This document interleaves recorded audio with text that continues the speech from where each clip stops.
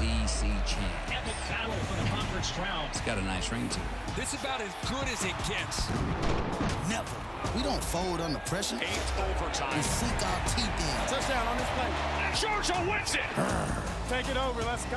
Hook 'em horns, baby. Tonight is our night. You dreaming, bro. Nah, not dreaming. We're all in this together, man. Let's go. Believing. Like that, fight back, okay. For all the glory. I want to get away. Let's go. Let's get it on.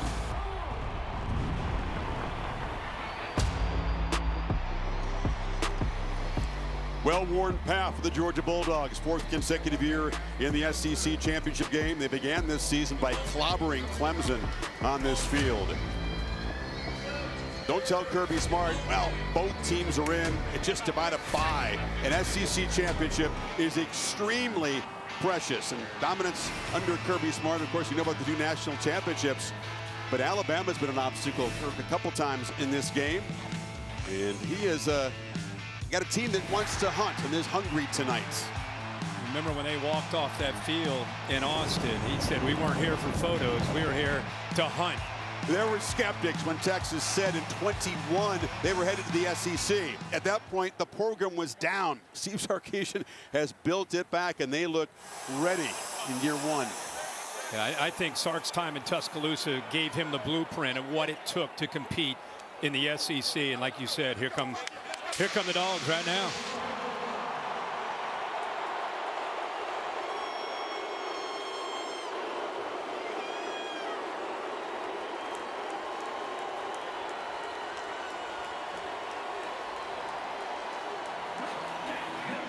Sarkisian's team, the home team, the choice of uniforms, and the players said we like the icy whites.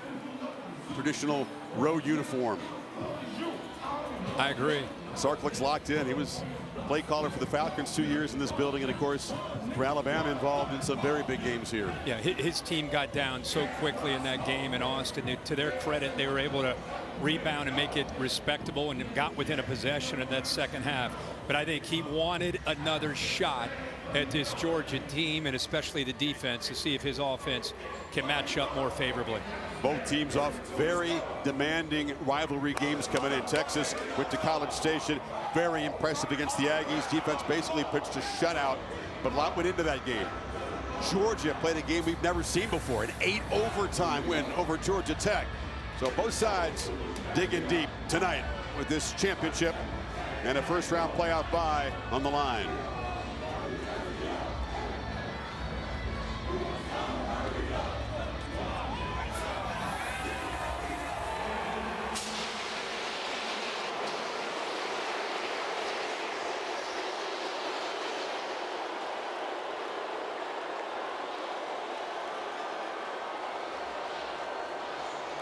Texas fans thrilled to be here on an historic occasion. Outnumbered, but they do show up and show out. Well, there's a ton of pride, obviously, with this fan base, and the fact they walk into the SEC and get to Atlanta in their first year. There's a lot of burnt orange in this arena tonight. Finished 7-1 in the SEC. Was not the most demanding schedule, not at all. All right, guys, what come Georgia in, shake faced. hands, introduce Steve Barlow with yourselves. the coin toss.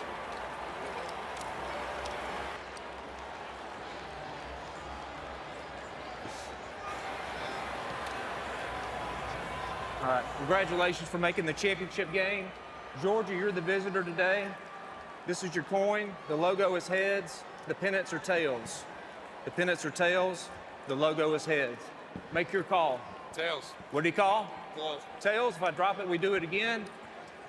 It is tails. So you've won the toss. You want to defer or receive? Defer. Okay. You want to receive. Which way you want to go? Put your back there. Great to have both Holly Rowe and Laura Rutledge reporting from the field. Kirby Smart's defense will be on the field first. Holly, to you. Well, Coach, this is your 4th straight SEC championship game. What do you and your players know about what it takes to win in this moment?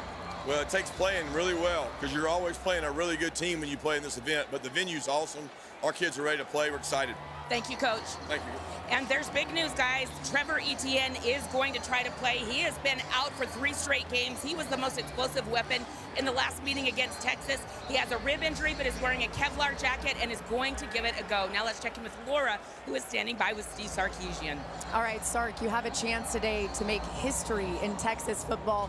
Why is your team ready to win this SEC championship?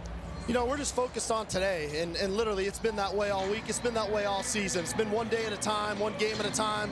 We're going to have to play good football today. It's a really good team. All right, thanks so much, Coach. Thanks a lot. And news here for Texas. They are without left tackle Kelvin Banks Jr. He tried to give it a go in warmups, couldn't make it happen. So that means the redshirt freshman Trevor Goosby gets the start at left tackle. Chris. Laura, thank you. Goosby did pretty well against the Aggies. That offensive line has been dominant down the stretch. But they face a serious challenge tonight. Man, this is fun. This place is revved up. Don't tell anybody in here there's diminished importance in the 12-team playoff era.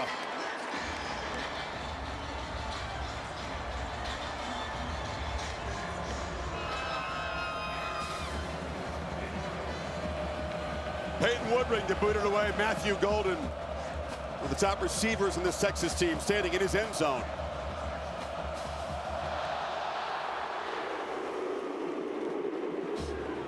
And he's going to bring it out. And looked like he tried to fake the ball across there. No one on the Georgia coverage team fooled. And Texas, which had terrible field position for most of that first meeting, backed up in the first possession. Yeah, it's a great point and a great reminder. There's the season that Quinn Ewers has had. You can see pretty good with his completion percentage. Last 4 games, he's played some of his best football with the 10 touchdowns and most notably only 1 interception. Remember, turnovers were a big factor in that game, giving Georgia short fields to allow them to get points up on the board. Long throw and a catch on the side by Matthew Golden. They'll take easy access if they can. The impact player is brought to us by Burger King. Well, so much about Quinn Ewers. We talked in the open. It starts with Trey Wisner, what he can do in the backfield. 26. Matthew Golden leads a very talented group of receivers. Smile Munden missed the first game. Leadership and experience is big. And of course, Jalen Walker, number 11. And ball batted in the air. Golden goes up, makes the catch on the carom. And he's going to be dropped down. Getting a hand on it was that man, Mykel Williams. It was a nightmare for the Longhorns in the first meeting.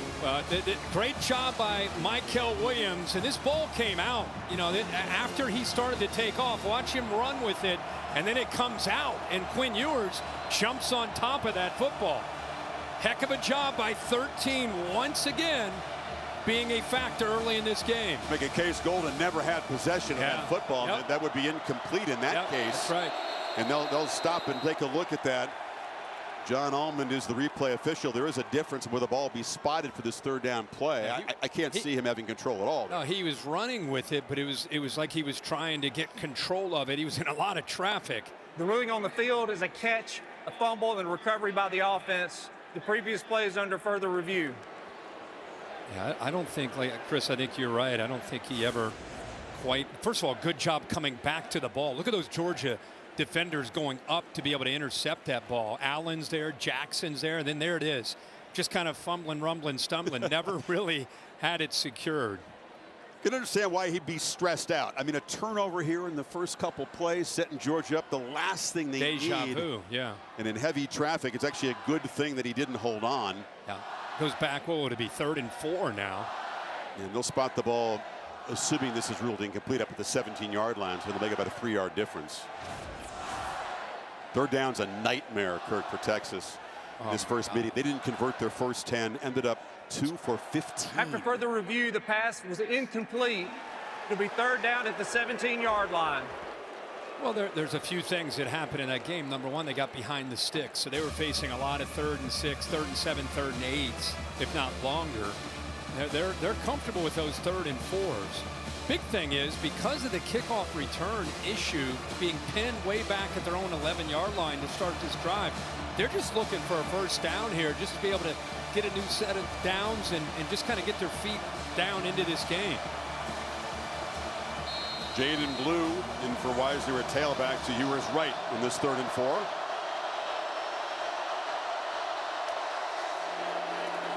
Ewers has protection, short throw, completion. Off and running is DeAndre Moore. Blazing speed. They don't just convert. They get out across or near the 40 before Daniel Harris made the stop. Well, great patience here by Moore and also Quinn Ewers off to the right. Little whip route back inside. Look at everybody playing man coverage. So you got a lot of room to be able to pick big yards after the catch. Heck of a job by Moore, who's kind of the glue of that wide receiver room. 22-yard pickup on the 3rd down play. 1st down throw. Texas comes out pitching it, and that's Matthew Golden breaking free. And from backed up on 3rd down, they're now threatening at the 41. Who says that this offensive line without Banks can't protect? You know, here they are. It's a team that had 7 sacks in that first matchup. And Sark, instead of waiting to 3rd down, being aggressive on this opening drive and giving the ball to Ewers and trusting him. Here's to look at that veteran offensive line. Of course, 74, the redshirt freshman in for Banks. Off the play fake on 1st down. Ewers is being harassed, escapes, bites back to the line of scrimmage before Jalen Walker got him down. With Kelvin Banks not being in there, it's the first time one of the original starting 5 all season long has missed a game. They've stayed healthy and they've been dominant. Yeah, that's very rare. Stackhouse, 78, able to get through the back. That was a big problem in that first game. The backs did not do a very good job of protecting. A lot of movement there up front with that Texas offensive line, and nobody got their hands on Nazir Stackhouse. It'll go as a 1-yard sack, so 2nd and 11. We have a handoff left side. It's the kind of play they run a lot. And Travian Wisner has been so busy. Kirk, 59 carries combined the last 2 games. What a matchup here, not just with Wisner, but that offensive line that you referred to, the experience that they bring to the table. I think they were embarrassed, to be candid, with the way that matchup went against the Dogs. I think they were anxious for their chance to come back, but I'll tell you, these first few plays, Nazir Stackhouse in the middle, a guy to keep an eye on, 78, the veteran. 3rd and 9 this time. Ewers, well protected, a long throw off the tip. It's intercepted. There's a flag down, but Dalen Everett, who had a couple of takeaways in the game in Austin, caught it off the carom there. We'll check the flag out. Isaiah Bond was the man who had a hand on it for Texas. Yeah, they're going to get a hold, I believe, on the right tackle. So this will hold up. Cameron Williams, the right tackle, 56. Illegal motion. Oh. Offense number 7. Henry's decline. 1st down. So Georgia, shades of the first meeting, a quick takeaway to snuff out the Longhorns' threat. Yeah, that's a great job. They get away with a hold because the right tackle put his arm around the neck of a defender from Georgia. But you can see he's leaning towards the line CFL style there in motion. You can't do that. Then he doesn't secure the ball, gives up on the ball. And the guy who didn't is Dalen Everett, who does a good job. Look at his eyes, trying to find the football, never gives up on it. Fingertips bring it back into him, and a huge turn of events here for the Georgia defense. Much like the first matchup, the Dogs defense again getting the turnovers. And Carson Beck set up at the 33 with Trevor Etienne, who's really hasn't been himself for about the last 5 games. The first play is a pitch to the tight end Ben Yurosek, and having Etienne back, that rib injury, it's protected, as was mentioned, but can it withstand a hard-hitting game tonight? We hope so. Yeah, absolutely. Tough guy, been through a lot. We talked about how he got through some adversity. I think he comes in a very good mindset coming into this game. Going to have to lead this team and make great decisions, taking care of that football. Throwing the perimeter, and middle screen cutting back is Arian Smith, who's right near the marker. It'll be 3rd down at about a half-yard. Here's the Burger King impact players when the Dogs have the football. I put Nate Frazier in there. Etienne at the time was a little relevant. Well, let's see. Hold on. Let's see what's going to happen here. They're going to go for it with up tempo. Back under center and trying to meet him right at the moment was Vernon Broughton. And the Longhorns say it to stop number 45, who basically wrecked the Aggies offense last time out. Yeah, and Broughton, usually these interior defensive linemen, they try to submarine. Lowest man wins. Broughton, instead, watch him go airborne. He goes up and over. Look at 45. That's 300 pounds going up and over. And he was right. They did keep him short. Watch him at the top. Up and over the guard, and he's the one that ends up making the tackle. Is Kirby Smart, who's got the offense out there, really going to roll the dice in his first offensive series at their own 43? In a shotgun.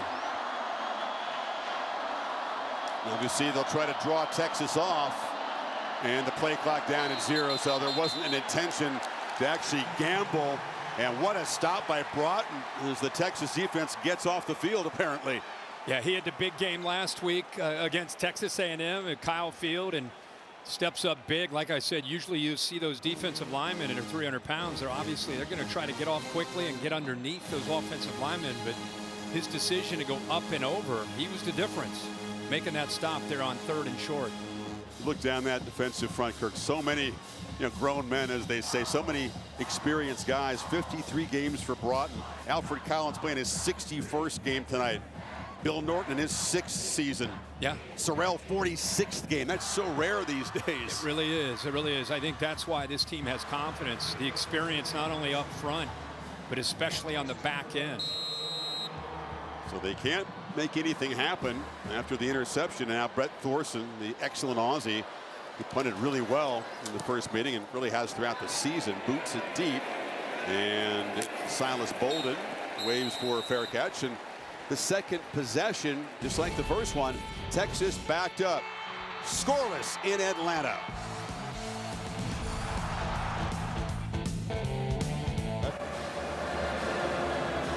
We're back in Atlanta, and just so anyone wants to know, this is not a real leg, but this is the Taco Athletic X brace, which is over Quinn Ewer's injured ankle. This allows for players to return to the field quicker. It allows for explosiveness.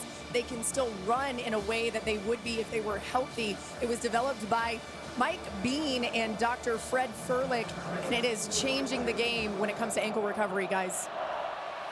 Good stuff, Laura. Ewers came out throwing in that opening sequence, got up to a fast start before the interception. Now they hand it off inside. The Dogs are all over it, and Weiser's going to be dropped for a loss. Raylan Wilson made the play. Well, the linebackers are clean because of the defensive line doing their job, and it allows them to get downhill. Raylan Wilson, this group of linebackers, they rotate because they have Smile Munden. They're able to stay fresh, do such a good job, and it frees up Jalen Walker to be able to move around a lot more with Munden back. Two-back look, and they hand it off inside to Jaden Blue. Sarkisian says he's got to be patient with the running game. They were too one-dimensional the first meeting, but the Dogs are stuffing it. They really are, and this is McLeod. I mean, this Georgia defensive front, watch the effort and the strength right here. This is what you're facing. I mean, look at that. That's tough on Wisner, but really didn't have much of a chase. Hayden Connor that time, who I bragged on quite a bit last week at Kyle Field, that time got handled by McLeod up front. The big story of the game again last time was the battle at the line of scrimmage favoring Georgia. See if they come after Ewers on 3rd and 13. He launches from the goal line, thrown downfield to Golden. Golden snuck behind Malachi Starks. It's a huge play in the Dogs' territory. Malachi Starks with the motion. You'll see after they motion out, he gets a little bit caught. C-24, he needs to be able to help out on that play much sooner, and he was unable to. The run goes nowhere. Sarkisian will use tempo, of course, after the explosive play. Xavier McLeod in the backfield that time. Yeah, Daniel Harris is the corner. Last time we did this game, Humphrey was there. He's gotten beaten out the last few games, so he left the team. Harris is out there, and with the motion, he did not get hands on him to slow him down, so it made him easier to be able to slide down that line, the boundary there on the right side. So Starks over a little bit late, but it would have been helpful if Harris got his hands on a receiver. And the 50-yard gain Behind the 6 on second down. Ewers over the middle, and wide open is Isaiah Bond, the former Crimson Tide player who was a serious problem in this game against Georgia last year. Well, the motion right here, just eye candy, can affect communication. Blitzing that middle linebacker frees up some room behind those linebackers. That is a staple of the Sark offense. Loving the play action levels concept and working that 15 to 18 mark downfield. Ewers pump fake and now launches wide open off the fingertips of Gunnar Helm. There are flags down. He had him and just threw it a little too far. It would have come back. That's offensive pass interference on Isaiah Bond. Watch him on the outside. And this is my opinion anyway. He runs pass right interference. Offense number 7. Yeah. 15-yard penalty. First down. Made it look a little bit too obvious running into Aguero, the nickel back. So this ball would have come back anyway. But when you play man coverage against Sark, you're going to get a lot of rubs. You're going to get a lot of screens, a lot of different things, mesh routes, anything he can to affect that combination of man coverage underneath, and then what the safeties do behind that. So Georgia catches a break there.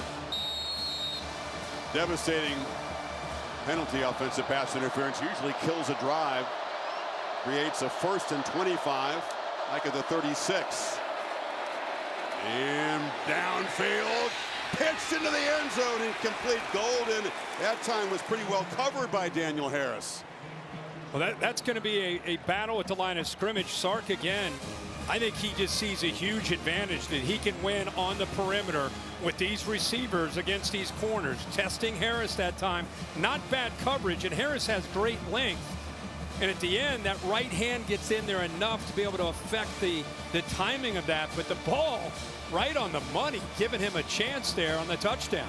And this is his first start against SEC competition. It was UMass and Georgia Tech when he took over for Humphrey, beating him out. 2nd and 25, back to Blue, and they're all over him. That was Jalen Walker making the play. These Texas backs are a big part of the offense. Dogs keyed in on them. Boy, Jalen Walker, such a big impact with 3 sacks in the first matchup. Watch him there to the outside. He actually saw this coming the entire way, baiting the offensive lineman to come out into space and use his athletic ability to go right around him and make a play on the screen. Great play there by 11. So in 3rd and 27, the penalty. Back to out of field goal range. Can they pick up a little something here? Well, Weisner's got other ideas. He's going to be stopped back near the original line of scrimmage by Dan Jackson, but now they are in range for Bert Auburn to get points on the board. I think that's what that was really about, and I think they picked up more yards maybe than they really anticipated. Good job, Weisner. One thing he does, he gets north and south in a hurry with that acceleration. Gives Auburn a much better chance here for the Horns to try to take a lead. This from 41 yards. Auburn, a lot fewer field goal attempts this year than last. Kicked a bunch last year. This year, a lot of extra points. And straight down the middle. So despite bad field position, that big 50-yard play gets Texas in position. 9 plays, 64 yards, and UT on top in Atlanta. The SEC Championship on ABC is presented by Ice Cold Dr. Pepper. College football, it's a pepper thing. And in part by the United States Marine Corps. One of the biggest games in the history of Del Royal Stadium, and the Dogs owned it. A couple of legends in Georgia defense here to watch tonight. Richard Seymour, late 90s. Brilliant Champ Bailey, kind of that same era of Georgia football. A couple of Longhorn quarterbacks here, V.Y. and Colt McCoy, up in the burn orange. What a run that was. Of course, back to back. Minister of Culture. Yeah. The lucky jacket. Hey, if the Horns are in a big game, he's here with the jacket, the shades, and the hat. He told me he's ready for a long postseason ride. I think they're just getting started. Clear out the calendar. Will Stone, the lefty, to boot it away. And Cash Jones lets it sail over his head. So Georgia coming up very short in the 3rd and 1 in their first possession. Goes back to work. And of course, you mentioned the connection to Nick Saban, Kirby Smart cutting his teeth in Tuscaloosa before becoming a rival, and then Steve Sarkisian, offensive coordinator there, and both guys learned so much of how to operate a program, how to build and how to motivate, and they're their own men. Oh yeah, Lots to Nick. I think that's the key. You learn so much from the greatest to ever do it, but then you have to be yourself, and I think both these guys have been able to manage that. It's a fine line. Those guys are the only two Alabama assistants able to beat Saban, and the first carry for Trevor Etienne is a negative yardage play as Michael Taft got in there. Yeah, I mean, as soon as they recognize this, you'll see Taft get downhill in a hurry because they know that they want to get the hands into the football into the hands of Etienne. As soon as he gets out there, Texas doing a good job of expecting run there on that 1st and 10. Taft came down and made a great play. Given good field position, it was Etienne's runs that really set the tone, build that big 23-0 halftime lead. 2nd down, it's back launching to Smith, and he's looking for a flag, and there is a late flag. He was lobbying Malik Muhammad in coverage, and it will be pass interference. Yeah, that right hand, once Smith went by him, he had a nice move, a little stutter and go. And with his speed, he's going to go right by Muhammad. Defense number 5, 15-yard right there, penalty, he grabs him. automatic 1st down. Anytime you see a corner grab and then put his hands up, wasn't me. Usually guilty of something, and boy, that's Smith. That's why I made him one of the impact players. Has had some drop issues throughout his career, but has the potential of such a big play threat. That time, great job off the ball beating Muhammad. And he'll be doing that more tonight, trying to make that big play for backing the Dogs. Penalty moves the football to the 39. Etienne in the pistol. He's got it again, and they swarm him. He bounces off contact, but will lose more yardage. Ran right into Baron Sorrell, who didn't get him down, and Trey Moore was there along with Hill. Boy, this is a really good job off the edge. You know, you've got to be able to anticipate this kind of potential of what Etienne can do. But right now, Texas, they're saying, hey, it's not just Georgia that's got a great defensive front. Look at Texas. Texas feels that they are as physical and as athletic and experienced as any defense in the country, and Sorrell showed us there. Monroe Freeling forgot to block him, huh? He came clean right off the edge. Ended up losing 5. Nate Frazier spells Etienne. Texas brings some late pressure up the middle. Beck pats the ball and now pitches it as he was going down. Flags are down. Anthony Hill got him down. Grounding is the obvious suspicion on this play. There was no attempt to really complete the pass there. Did they hit him in the head, though? Was it something? There was Hill got to him after he released the football. There are 2 fouls on the play. Personal foul, roughing the passer, 0 defense. Intentional grounding, number 15 offense. Penalties offset, 2nd down. Anthony Hill's a force, man. Top tackler, top sack guy, top tackle for loss guy, top everything on this defense. No doubt. Taft took away that curl route, almost jumped it. Beck thought better. You can see the roughing there, and then the grounding as well. What about the roughing? Yeah. Bill, what do you think of that on the roughing call? I'm not a fan of that call. I think he's just in there, and he's fallen down. Yeah. So him getting hit in the head, that was incidental. The offset, so 2nd and 15 again. That's Etienne in motion. They get the football to him in the flat. He's got a couple of blocks. Picks his way to the outside and is forced out at the 40. Delp and Lucky, 2 tight ends, created a 6-yard gain. Holly? Well, guys, this is huge that Trevor Etienne is able to play in this game. He's missed 3 games with those ribs that have been injured. He is their most dynamic guy against Texas. He was the biggest threat offensively in their last meeting. And when I talked to him a few weeks ago at practice, he said it's been really frustrating. The ribs just heal when they heal. There's not a lot that they can do, although he's tried a lot of different treatments. They just had to heal on their own, and he looks good so far. Yeah, hurt against the Gators. Tried to come back against Ole Miss, and then has missed the last 3. On the slant, incomplete. Going up high was Dylan Bell off of his hands. And the team that has more drops, Kirk, in anyone in the FBS has another one there. Well, I think he felt Mukuba, the safety, starting to read this and does a good job of coming up fast enough. You see how he flashed driving down on that throw? I think that may have affected. Ball tipped at the line of scrimmage as well by Trey Moore. And I think Four coming up does a really good job because of how quickly he reacted to that throw.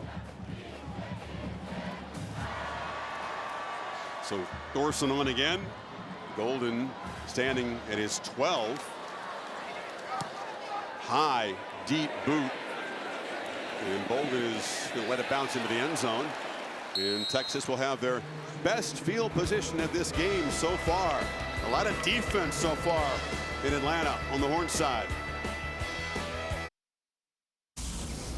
Let's take a look at how Dan and Shay got the crowd going at the T-Mobile Championship concert earlier today. The same morning when we were sky high in Colorado. Your lips pressed against the bottle, swearing on a Bible, baby, I never leave it. I remember how bad I needed when I taste tequila. When I taste tequila. When I taste tequila.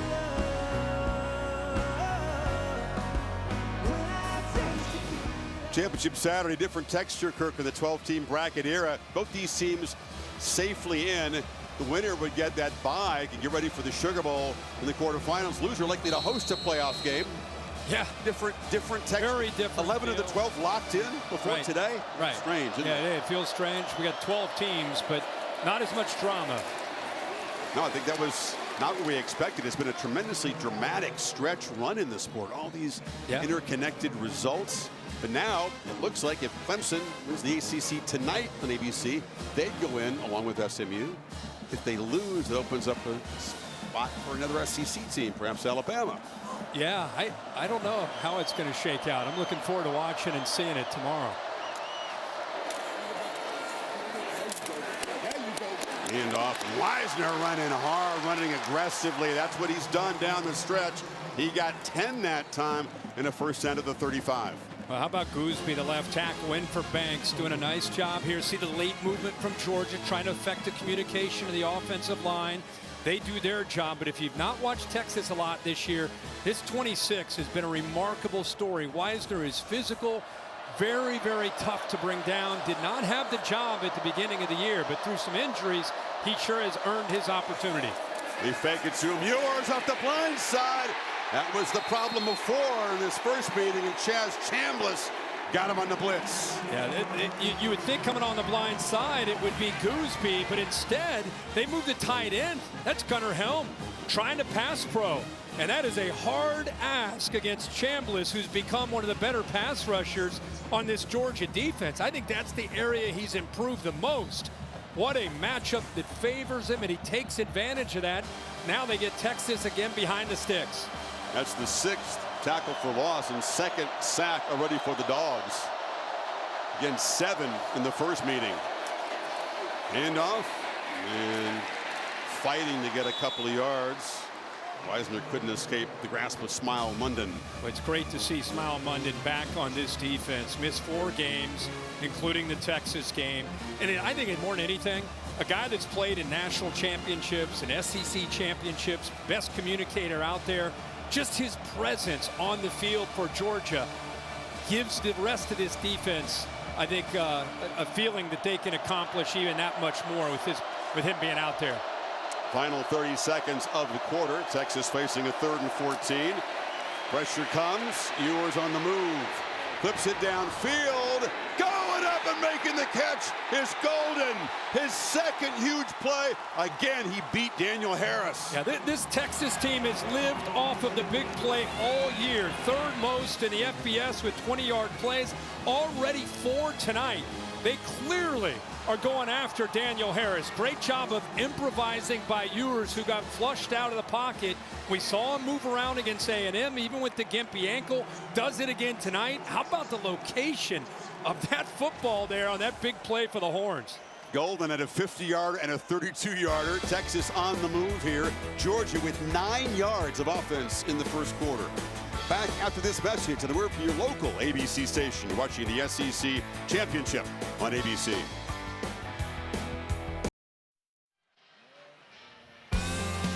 Set for the second quarter, the SEC Championship on ABC, presented by Dr. Pepper.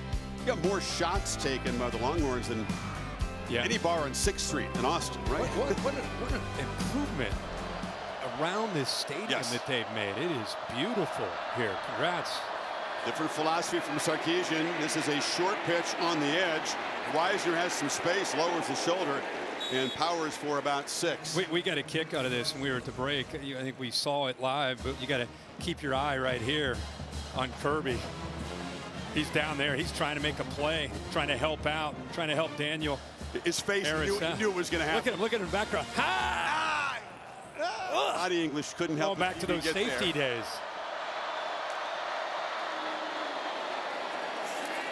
Gets the ball wide. Weisner turns the corner. About 3 or 4 flags come in as they grab the face mask around the edge. You got a holding call that'll come back from Texas, and then you got a face mask that came in when he was running with the football that'll be called on Georgia. So 2 fouls here that I saw. That's the kind of pass play we've seen from Texas a lot this season. There are 2 fouls on the play. Holding, offense number 2.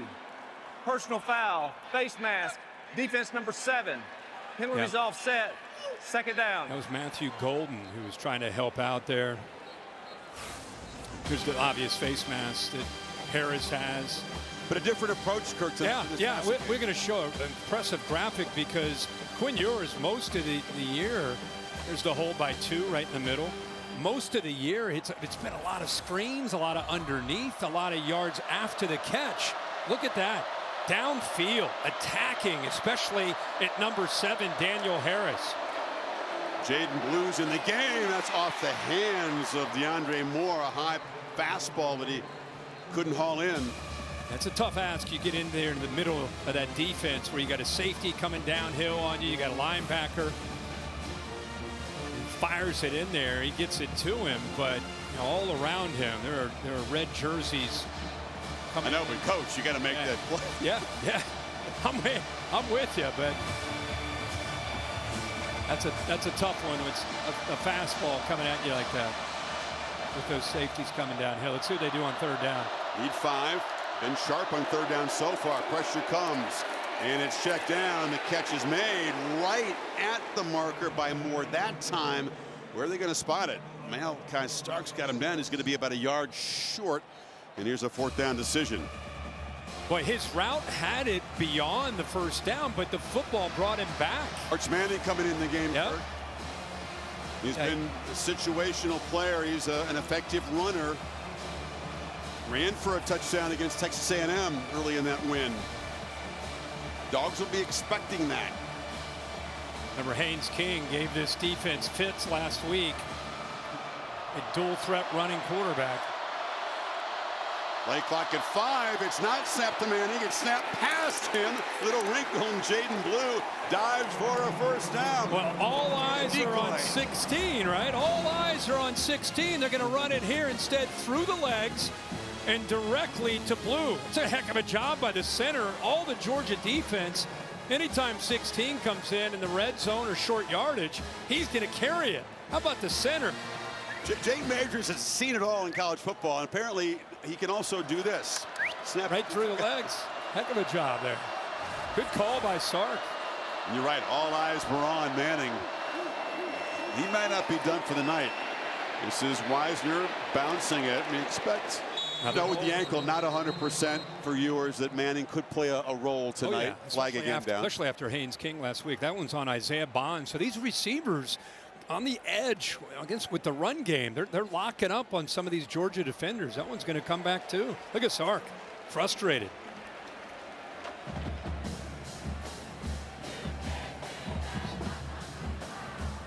Holding, offense number 7. 10-yard penalty from the spot of the foul. 1st down. Sark's a masterful play caller, one of the more innovative minds in a game. But there's 7. Starks goes in. He's just reacting to the ball carrier who's working outside. We've seen that 2 or 3 times now. Tough start for Bond, who had the ball go off his hands, Kirk. He's back in his home state. Buford, Georgia native. Penalty makes it 1st and 18. Ewers swallowed up by the pressure and dropped for a short sack. It closed down the edge, and then Warren Brinson came through the middle and collapsed the pocket. Well, they have so many guys that can affect a quarterback. Here he is. They've moved him around because of some of the depth, depending on the down and the distance. And here, that's just good coverage downfield that allows that defensive front, Brinson, who's known more as a run defender, but has great quicks. Over the years, think about some of the pass rushers. They've had Jalen Carter, Jordan Davis, Jontavian Wyatt, Devontae Wyatt, another one.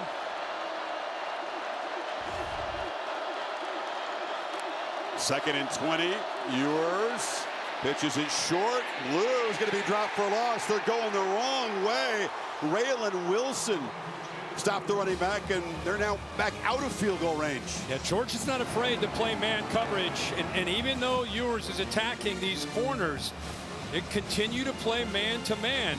This time it's the defender right here. He does a nice job eyeing it, and this is a big key for Georgia against the skill of Texas.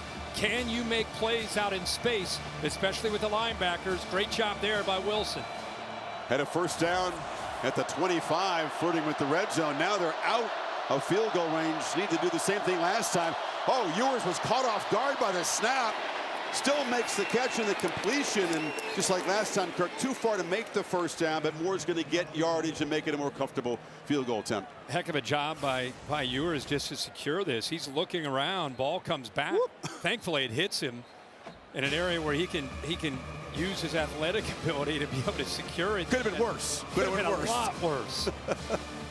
Yeah, so snap comes early. Ewers gives him a chance now with another field goal. Auburn, this from a yard longer than his 41-yard make earlier.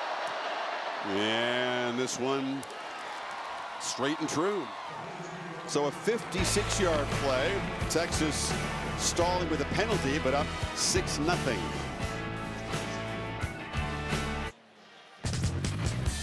Sarkisian frustrated, Kirk. Penalties stalling that drive. Yeah, that's what he said. Something, then penalties. He's frustrated. Say it again. What he's happy about, though, is his defense. I mean, this Texas defense has been the elite unit in the SEC all season long. Georgia has run 7 plays. 9 yards is their worst offensive output in a quarter since they played in the Sugar Bowl, these two teams, in 2019 season. Look at Texas, almost 200 yards. And think about this. You're only down 6-0.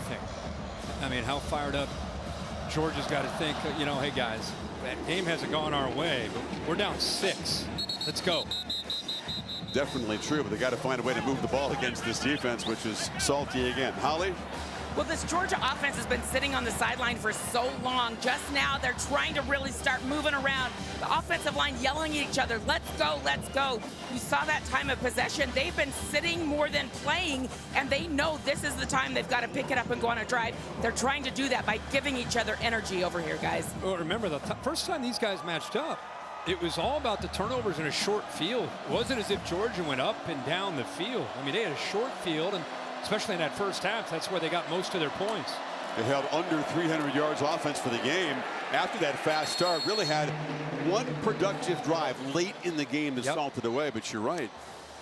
Well, Texas's mantra up front is being able to use these defensive linemen who are very athletic. Broughton leads the way, but Alfred Collins is also a great player. And that time, 95. Good job with the hands and quickness to get off the ball. Georgia's got to be able to run the ball and take some of the pressure off of their pass game and off of the quarterback and offensive line. Don't let 95's big belly fool you. He's nimble and pretty quick for a 320-pounder. And a flag comes out. This running play produces about a yard. There may have been a Youngala foul made the play. Defensive lineman may have lined up in a neutral zone there. Like Ethan Burke, 91. Point in that direction. Offside. Defense number 91. Man. Lined up in the neutral zone. 5-yard penalty. Second down. Self-inflicted wounds, yeah. Another shot of Sark getting frustrated. Here he is right down here. Line just trying to get a little advantage there. Good call by the officials. Fourth penalty makes it 2nd and 3. Dogs need every break they can get at this point, trying to get a play that will spark this offense.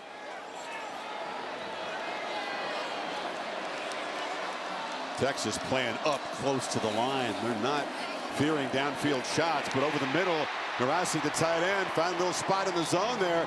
Catch moves it into Texas territory. Got 19. Lovett goes in motion, and when you see this, I want you to watch to the reaction of the linebackers and what they do and how they get downhill thinking about the run game. Once they get downhill, now they're lost. They're in no man's land. Anthony Hill realized it was play action. By the time he looks around where the ball's going, goes right past his ear hole for a first down. He's been the big weapon so far, if you can call it that. 2 catches. They are finally in Texas territory for the first time. Etienne picks his way. Trevor Etienne makes a cut and bursts forward for a solid 7 yards on first down. Really, really good job there with that jump cut, the vision to wait on the block against Bill Norton. That had a chance to be stopped at the line of scrimmage. He does a good job of waiting, and then works around that block by Dylan Fairchild, who was locked up on Bill Norton 15. Those are the little things that go a long way with a talented back like Etienne. Instead of it's 2nd and 10, you're looking at 2nd and 2. Frazier, they fake it to him. Beck sprints out, flips it short. Catch made by Oscar Delp. The tight ends heavily involved. Another first down gain down to the 31. Yeah, I just talked about the importance of this run game because it, like any offense, it opens up other aspects and it gets that defense being concerned about the run, and then you can get the play action game going. And we've seen the athletic ability of Carson Beck. He has no problem at all getting out on the edge and challenging this defense, especially when they're out of position. An easy throw for that first down. Frazier, quick burst, falls forward for about 4 before Andrew Makuba got him down. Good blocking angles there on that counter play. Couple pullers coming around. Fairchild, Yursek. What a different feel with Nate Frazier. He's more of a hammer, more of a north and south slasher compared to Etienne, who has that ability of those jump cuts and can accelerate, but more of a patient back with the experience he has. 7 touchdowns scored in the last 5 games for Frazier, who's grown up a lot, Kirby Smart says, stepping into this role. Beck has time, delivers a thought, and it's off the hands of Arian Smith. Something that we have seen a lot of. I just, he's not a natural ball catcher. Watch him jump. Why does he jump right there is what I want to know. There's no reason to jump.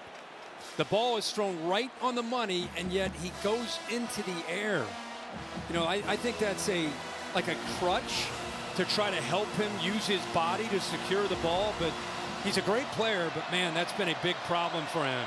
36 drops this season for this Georgia team, most in the country. 3rd and 5, Beck under pressure, Karam, and incomplete.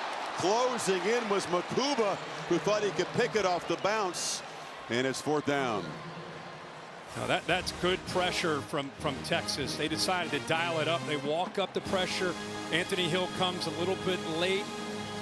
That ball is late over the middle. This defense is too athletic to try to make that play. What a job there. The little backhand there by Barron, who's been such a valuable player for this defense, bouncing from nickel out to that outside corner spot. So Peyton Woodring on, trying to get 3 out of this best Georgia drive so far from 44 yards, and the kickers doing their job tonight, but the drop by Smith really kind of doomed the drive. Dogs cut the lead in half, 6-3, midway 2nd quarter. Well, Sark has come out with an interesting approach tonight. Now, they haven't put up a ton of points, but the offensive line's doing a good job of protecting. Remember, that was an issue the first time they met, throwing a lot of downfield shots, trying to take advantage of man-to-man opportunities. Ewers here gets flushed, eyes downfield, again going after number 7. Makes a nice play there. We've seen a couple of those made by Golden. That time, again, going after Daniel Harris, but no touchdowns at this point. You see the numbers, 11 to 15, the 1 pick. off the hands of Bond that time. Yeah. He's been sacked 3 times, but man, this is just a different Georgia pass defense. Very different from what we've seen. I mean, beaten deep frequently. Think of like Ryan Williams, the contested catch. Oh, yeah. Alabama against 2 Georgia defenders.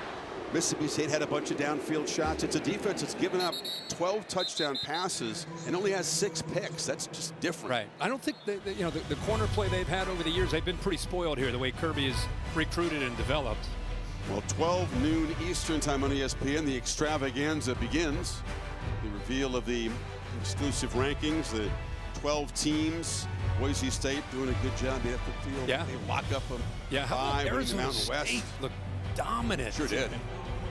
I mean, they're not only are they physical with Cam Scadaboo, but they're also, the quarterback Sam Levitt gives them a chance. They're playing with a swagger right now. They're going to be a fun team to watch in the playoff. Look out for ASU. Where do you seed them? That's a question. Yeah. Sort of assume they might be the 12 seed, not so fast. Ewers, long throw incomplete. It was too low for Wingo. Guinea comes out throwing. Ball downfield, soft coverage. Remember what we thought, boy, they got to really establish the running game. Wisner, take some of the pressure off of this offensive line where they struggled in pass pro, but Sark, at least in his first half, is taking his chances, throwing the football. On the slant, catch made. Silas Bolden running free. The former Oregon State Beaver shoved out of bounds, and a flag comes in, so the gain to the 45. 15 more moving into Georgia territory. What a job of just keeping this play alive by Bolden on that quick slant. Definitely a mistake, a mental error by Munden on the sideline. That's what Kirby's talking to. Remember I talked about how tough this is a tough catch when you get in here because of what's coming after you catch it. Look who he bounces Personal off foul, of. unnecessary roughness. Number 2, defense. 15-yard penalty, automatic first down. I mean, he's well out of bounds, and that's your veteran who we keep bragging about the fact he's back in the game, Smile Munden. I mean, look at this. Plays over and just throws him.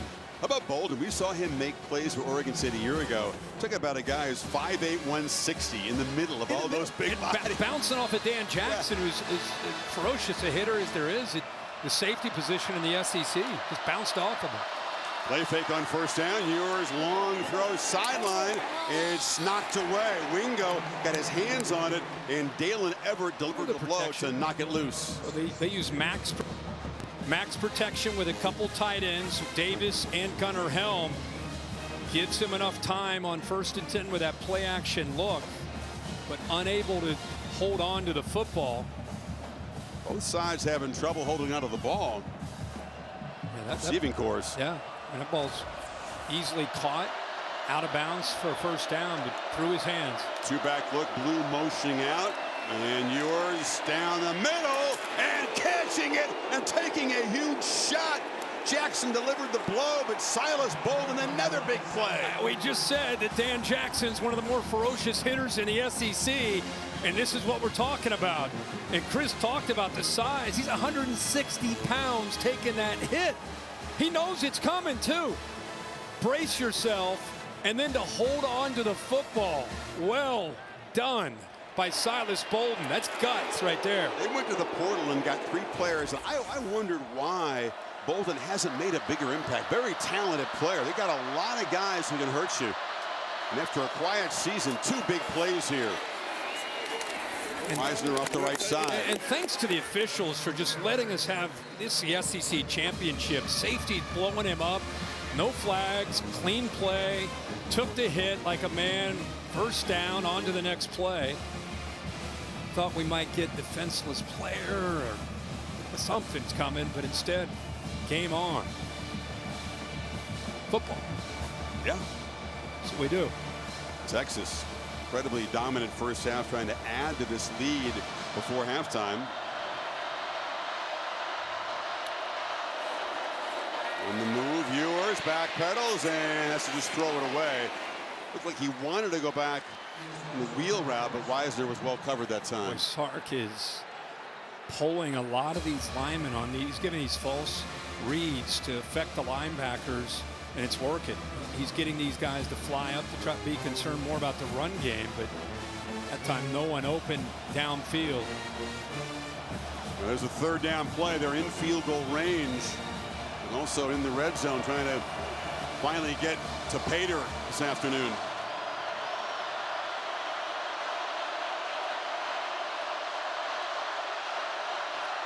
Three receivers to the left. Ewers is looking that direction. And now launches into traffic. Very, very lucky to avoid an interception by Daniel Harris. Risky throw. Risky throw. I think he just kind of assumed it's man coverage. 7 at the top, just kind of sinks back in coverage. I think he thought he had him isolated against number 8. Instead, Harris sits back there. The ball, it's almost like he could have called a fair catch. It was right there to be had. He just drops it.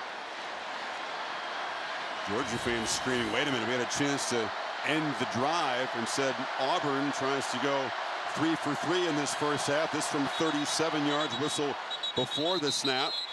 And it's a false start, so he'll get backed up 5 more. It'll be another 42-yard attempt. False start, 80, offense. You know, 5-yard penalty. Quinn Ewers, as down. good as he is, 33rd career start tonight, he does get fooled from pre-snap to post-snap.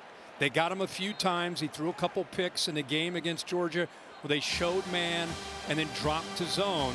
They motioned to like a trips receiver look.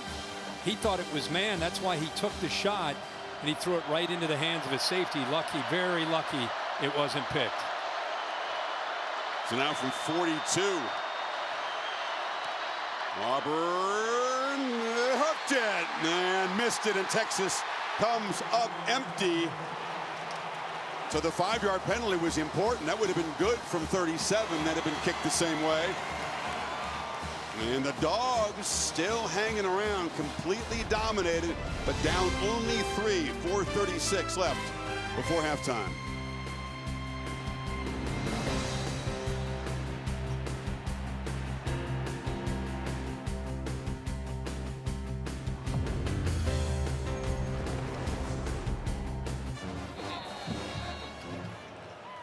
Longhorns have reached Georgia territory on all 4 possessions. They've been in scoring position in a few of them, but the missed field goal keeps it 6-3. Dogs chance to turn around his half here. Chris, he sees this blitz, noticed it. Now he might just be using it as a decoy, but he changed that play because feeling Barron may be coming. He ends up not coming. Hands it off to Cash Jones, who's just swallowed up and knocked down after a short gain by Ethan Burke. Yeah, he did a hard count. He saw Barron kind of showing that he might be coming, completely checks out of the play, goes to a run. They've been struggling on 1st and 10 tonight. In 6 first-down plays, only averaging about 2 yards on 1st and 10. Puts them behind the sticks and more often struggles on 3rd down. They've not converted on a 3rd down yet tonight. Yeah, 0 for 3.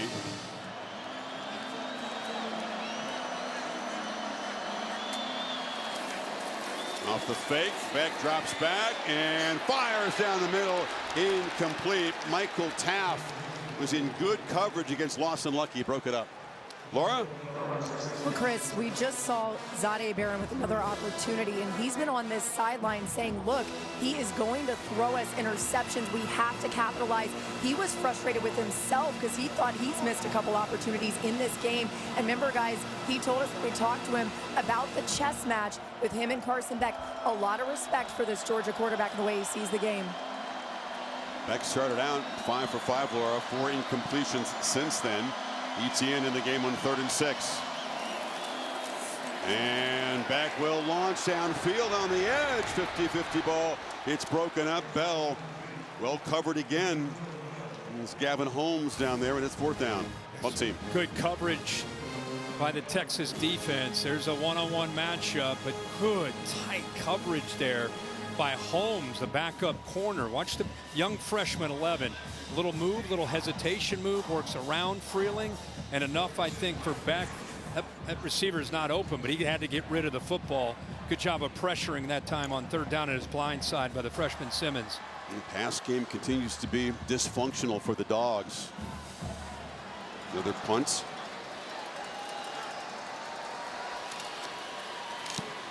Thorson just gets one of the jet stream.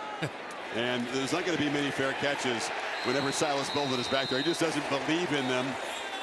makes the catch and is driven back. Nice play by Arian Smith. Receiver charging down there. There's Timothy Chalamet. He was on game day here. He's got a new movie coming out, new series coming out, Complete Unknown. Jimmy Pitaro, ESPN president, hanging with him. He was good on game day. I thought he brought some knowledge. Yeah. I asked him. I said, man, who'd he pick here? You're all over it. He went with Texas because of McConaughey. He's a buddy of his in the industry. So he said, I think everybody except Pat went with Texas. Pat had a fun little up and down with the horns. I saw that. Yeah. Our friend Lee Corso, unable to go there. He picked Texas. He picked Texas today and still to win the championship. He picked him in July, so all the way. Shout out to Lee. Yes, sir. See you back soon. Wisner. Stutter step, picks his way for about 1.5 yards. Now it's Sarkisian with 3.5 to work with before halftime. Won't be in a real big hurry, but still will be aggressive. You know, he's just continuing to, he's not going to abandon the run game, obviously. It's become a real strength of theirs. I almost feel like they're a run-first kind of team, but tonight with this matchup, they feel it's more favorable, taking some shots against this secondary. Wisner a whole bunch of yards after contact. He just ran through tackles with the Aggies. Hasn't been able to get free tonight. Matthew Golden has been busy on the edge. Got a block from Moore before Aguero tackled him. Yeah, that's the obvious run-pass option, where if you have a couple receivers against one defensive back, instead of running it into a loaded-up line of scrimmage, just flip it out there and try to get some positive yards, give you a chance here on more manageable third down. Georgia has not been elite defending third downs this season. Another startling stat about this smart defense. In the pocket, pass delivered, first down.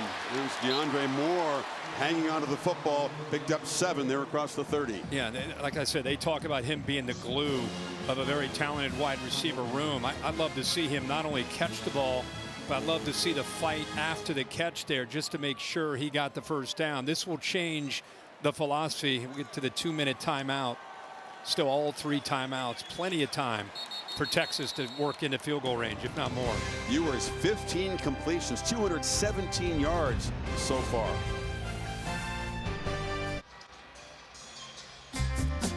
The always popular Dr. Pepper tuition giveaway is coming up. 2 students will battle for a life-changing $100,000 prize. Tuition from Dr. Pepper. These are contestants. You say chest pass. I think that, yeah, it's like poppy shot. Just getting out. You can get more passes off that way, right? Yep. You with that long, slow wind-up delivery, that would be a problem. That would be a problem. Rapid fire. 2 minutes to go here. Moore comes in motion. And Ewers backpedals, checks it down. There's the first target and catch for Gunnar Helm. Top receiver on this team in catches and in yards. Hadn't done a thing tonight until that 11-yard gain. Yeah, Sark is known for his screen game, and here's the look right here. Just kind of watch him block. He'll hesitate, hesitate, hesitate. Line gets downfield. Good job by Ewers waiting. Drops that over top of the defense in a pass rush. Gave the defense enough time to sink in coverage, so he had a lot of room after that catch. Cam Williams, the starting right tackle, had to come out of the game. Helmet came off, so he is subbed out. Brandon Baker, the freshman, comes in. Hesitation. Wisner. That play looked messed up from the start. Then as he tried to make a cut, he slipped down for a loss of 2. Yeah, that was a slow developing play there. Watch Ewers fakes it to nobody, and I think Wisner maybe went the wrong action there. Play took way too long to develop. Clock is moving. All 3 timeouts. Sark doesn't spend one. Minute 7 as they snap it. Ewers under pressure, escapes, and a flag comes out in the offensive line area as he dives for a short gain. There's another penalty going to kill a Texas drive. Well, let's keep a camera on Sark, because I know he's pretty upset about these holds. It's the big danger of a quarterback stepping up and out. Holding. Offense number 56, 10-yard penalty, second down. You know, as the quarterback steps up and out and the defense reacts, it puts those offensive linemen in a tough spot. That's a 6th flag on Texas in this first half, right? Cam Williams, one of the most penalized players in the FBS. I think it's his 13th penalty this year. He's had some holes. He's had some false starts. It's been a problem. Yeah. Moves the ball all the way back, Kirk, to the 31 now. It's 2nd and 22 inside of a minute remaining. Remember, Georgia does get the ball. They deferred, so they get the ball to start the second half. See if that penalty changes the thinking or if they'll stay aggressive. Off the play fake, 4-man rush. Ewers on the move again. Long pitch. Helm dropped it. The dropsies on both sides tonight. Normally reliable tight end, trusted target. Well, this is the beauty of being able to rush 4 and drop everybody back in zone. You force the ball to go underneath. You're right. It's just not something you'd expect to see from Gunnar Helm. One of the more reliable tight end targets the whole year. 6'5", 250. Probably improved the most from last year to this year as well. Now it's going to be Kirby Smart who's going to be interested in stopping the clock. If they can get off the field on 3rd and 22. Weisner bounces it, does stay in bounds, and that'll force Smart to take the first time out there, and Texas will punt it away with 43 seconds left. Yeah, the miscue, the mistake, the holding call, drop football. That's the one theme for Texas. They've had chances. They've missed some opportunities. They've had drops. They've had some penalties. They've been in plus territory, I think, every possession with the exception of this one. And they only have 6 points. Punting for the first time will be Michael Kern. Meanwhile, we'll be checking with McConaughey and Saban. Maybe you know, Matthew's going to join Nick and those guys for the Capital One halftime report. Look at my coach. Look at him smiling, having a time of his life. He's not down there stressing out about third downs. He's hanging out with Matthew McConaughey. Well, Matthew's definitely not stressed. Oh, no. I mean, he's more stressed than he looks. But no, I'm saying Coach Saban. How many times have we seen him on these sidelines just dominating the SEC championship? Nice to have dinner with him last night. He's enjoying this next phase of his career. A little, not sleepless nights. Yeah. He's not in a hurry everywhere. And you know, he's got so many other things going on, you know, besides working on College Game Day. But I really think we asked him, how have you enjoyed it? He said it's gone much better than he could have hoped. So Kern, the freshman, kicks it high. Anthony Evans drifts up and waves for a fair catch at the 26. All right, you got time here with a couple timeouts, 39 seconds. Veteran quarterback at any moment could hit a big one. So you got a shot here to get in field goal range themselves. If you're Georgia, you think, wow, we got a lot of things to fix, but we're only down 3, despite being outgained 260 to 57 and 2-1 edge in time of possession. If you're Texas fans, you're thinking, we'd like to be up more than 3 here. Right. But again, this Georgia team, because of their potential, they can make a play at any moment. And there's no reason to think that they just got to get these receivers more involved. 1 catch the entire first half for a receiver. Beck looking for a playmaker to step up, finds Etienne in the flat, and Trevor scoots out of bounds at the 33, stops the clock with 32 seconds left. Think about what we just said there. They haven't had the ball a lot, but their receivers in a game, you know, they'd like to try to stretch the field here. Now, Smith has 1 catch. That's it for the receivers. 3 to the tight ends, 2 to the running backs. That's it. Beck pressure, gets the ball out in the sidelines, and there was an attempt at a big play. Gavin Holmes covering Smith, who could not come down with it. Well, Sorrell got pressure on him, but again, we're seeing some depth here in this secondary. Holmes out there, that ball got to him. That's another opportunity and another example of him jumping. There's the pressure, but once again jumping for no apparent reason on a ball that's thrown right on the money. We talked to Beck about this, Kirk. He's trying to be supportive. He's got to be. Is it anxiety? Is it nerves with receivers and all these drops? He's trying to figure that himself.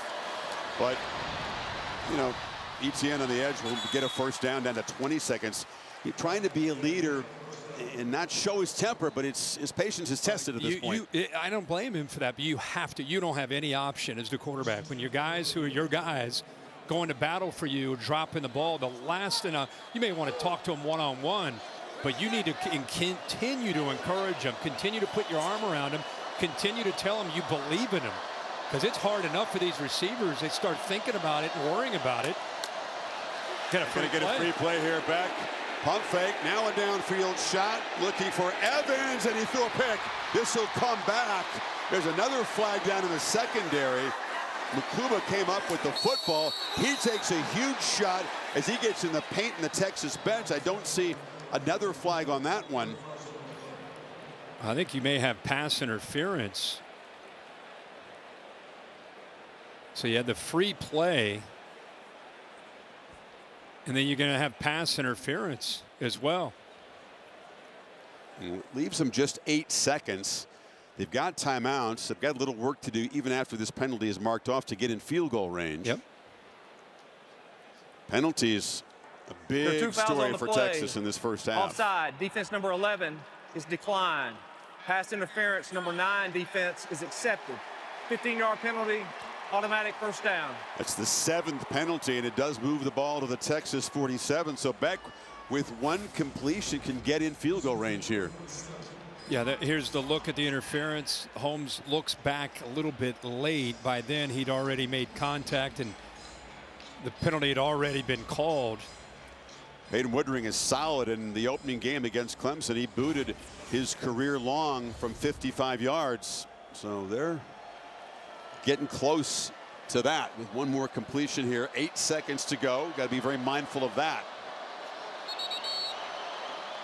And Texas will spend a timeout on defense to plot here. Talked about Woodring, has been rock solid. 17 of 19 again on this field against Clemson. Everything was going right, and he just slid it inside the upright. Needs to get a few more yards to get that close here. Holly? Well, I actually watched him in the pregame warm-up, and Peyton Woodring has such power in his leg, but also precision and technique. Guys, he was hitting it from the 50-yard line with no problems. I only saw him miss one from beyond the 40. He's very confident kicking in this building. And I saw their special teams coach ask him before the game, which direction do you want to kick just in case? And it's this direction they're going right now. So this lines up well for him. Good stuff, Holly, down there working in the pregame warm-up, working hard to get intel. Yeah. Oh, yeah. Well, this would be huge for Georgia. Sure would. Penalty aided a chance to get back even in this game, 6 apiece at the break. And with a couple of the timeouts, 8 seconds left, the whole field here in play. Anything that they want to call, spreading this defense out, try to find that 8 to 12-yard gain here.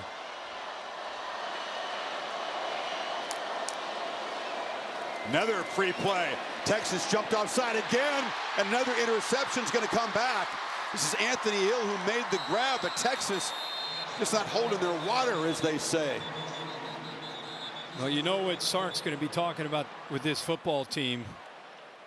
Down to a second to go, so that is a factor, but man. Offside, defense number 11 was on to the snap. It's a 5-yard penalty. We play first down. Look, by the way, you know, I don't know if he forced his throw because he had the free play. He's at the bottom right 11, so just barely a little bit of movement.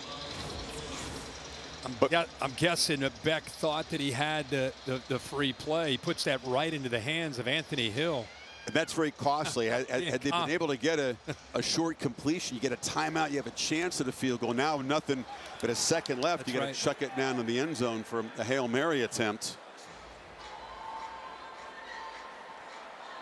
Well, unexpected for you, this game? I mean, nothing. Oh, yeah. Field goals on the board. Texas moving the ball all over the place. Georgia's offense, which what happened at Texas in the first meeting, completely stalled, but hanging around. Not down 23-0 like the Longhorns were. I feel like it's a combination of some really good defense, a lot of hard hitting, and then miscues. You know, I mean, Texas has had plenty of chances, missed opportunities when they've been in the positive area of this field. And one thing about Georgia, they're able to make adjustments. I know their receivers are struggling, but it's not like they're incapable of making plays. They just got to get in there at halftime after, see if they hit this. Oh, they're not even, that field goal unit's not out there, are they? No, they wouldn't. This would really be tested at 60. I mean, how they did report he was kicking it from that end with some confidence, but they're going to try to get a bunch of guys down to the end zone and heave it down there.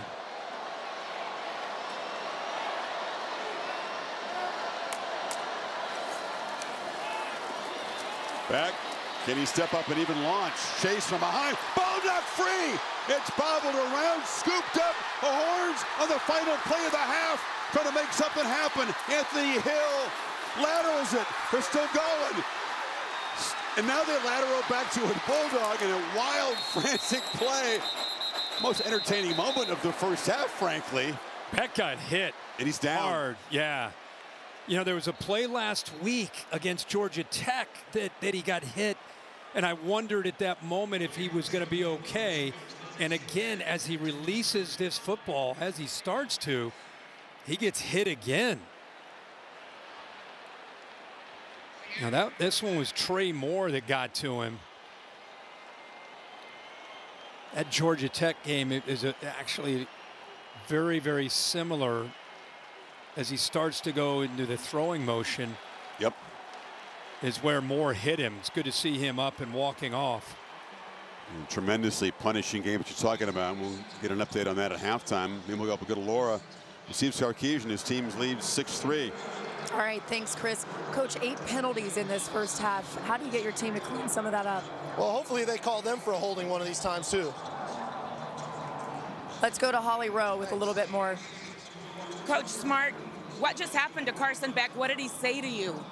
They just said his hand got hit as he was throwing it there, and guy came all the way around the edge, which people do on that situation. He's got to be aware of, just get rid of the ball. Will he be okay to play in the second half? He should be. I don't know. We got to go look at him. All right. Thank you, Coach. That was a wild moment.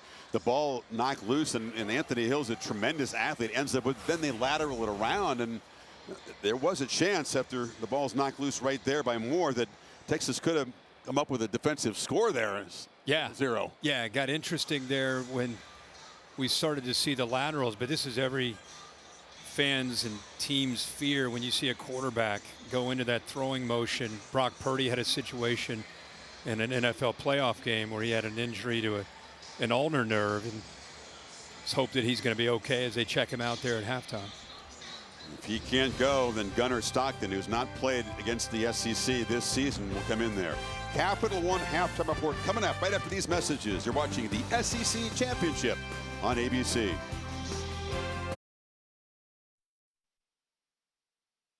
An unprecedented season comes down to this. Tough decisions have to be made. Let's see where the committee landed. The College Football Playoff Selection Show, Sunday at noon Eastern on ESPN. You're watching Dr. Pepper Championship Week. There is simply nothing like the Southeastern Conference Championship game.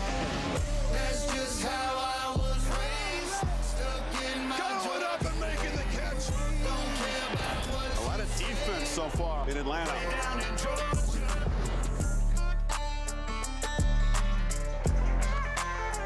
Set for the second half in Atlanta, the SEC Championship on ABC, presented by Dr. Pepper, part of Dr. Pepper Championship Week.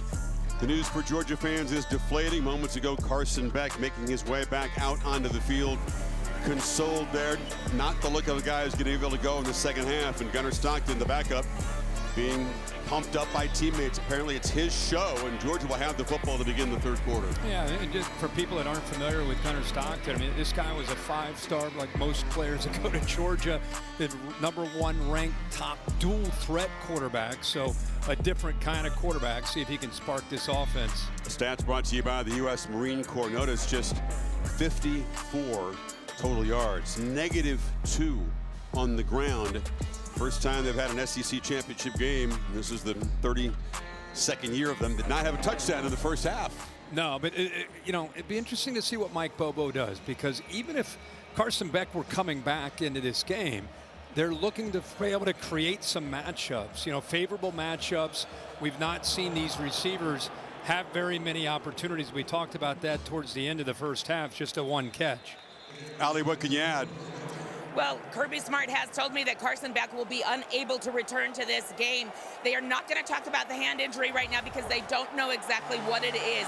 But Gunnar Stockton, you hear the cheers from these Georgia fans. This is a kid who set the all-time high school state record for yards, points. He is one of the most dynamic kids this state has ever seen. I'm trying to remember if his state championship was here in this building.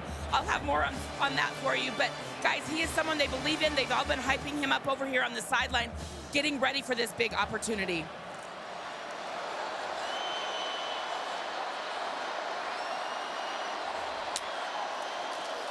The other week, this is the first snap he's taken in the game, Kirk, when the margin is less than 21. He finds Etienne for a nice first down gain. Yeah, really good block there by Oscar Delp. You know, anytime your guy goes down, there's a lot of times you could see the rest of the offense come around him. There's Carson Beck talking to him. You know, you get in that quarterback room, the main guy goes down, he's going to be there to help that backup up. But my point is, you lose your starter, your alpha, you'll see those linemen step up. You'll see the back step up. Let's try to help him out. Stockton on the move. Chase, welcome to this Texas defense, one of the elite groups in the country, if not the best. So it's a serious step up in class for Stockton. I'm glad you said that because, you know, again, we're concerned about Carson Beck. There's the look at him again. But I think what you just said is a great reminder for people that don't watch a lot of SEC football. This Texas defense, I know it's a low-scoring game. This is an elite defense that we're watching. As Chris said, if they're not the best defense, they're right in that discussion with the veteran group they have at all three levels. So with Stockton leading them, Georgia now faces an early third down. They need 2 to get this drive going. Looking to throw for it. Stockton from the pocket delivers a strike, and it's a completion to Arian Smith, who had problems dropping the ball in the first half. Grabs this one for 18. They're in Texas territory. Yeah, Texas walked up to show pressure here, and then they drop in the flat. Nice job by this offensive line, creating enough time there for him to be able to deliver that throw. Etienne, short carry. That'll help get the heart rate down. Yeah, to back up the point we're making about Texas here, number 2 in points allowed, number 3 in yards allowed. They're the best defense in the country, yards per play, under 4 yards per play. Well, the other thing they do is they rotate another wave of defensive linemen into the game. Is that depth allows them to be able to stay fresh and play fast at the end. The most impressive thing to me is they don't give up explosives. They make you drive the length of the field on them, which is very tough for offenses to do without making mistakes. Second, Nate Frazier has a crease, runs hard, and comes up a couple yards short of the marker. 3rd and 2 again. Anthony Hill made the play. So at least they're in 3rd and very comfortable for the new quarterback. On that left side, they've been rotating Monroe Freeling, who is in for Ernest Green. And they've been playing both guys. Right now, Freeling back into the game. Had a nice block there to open that up. There's a look at Ernest Green.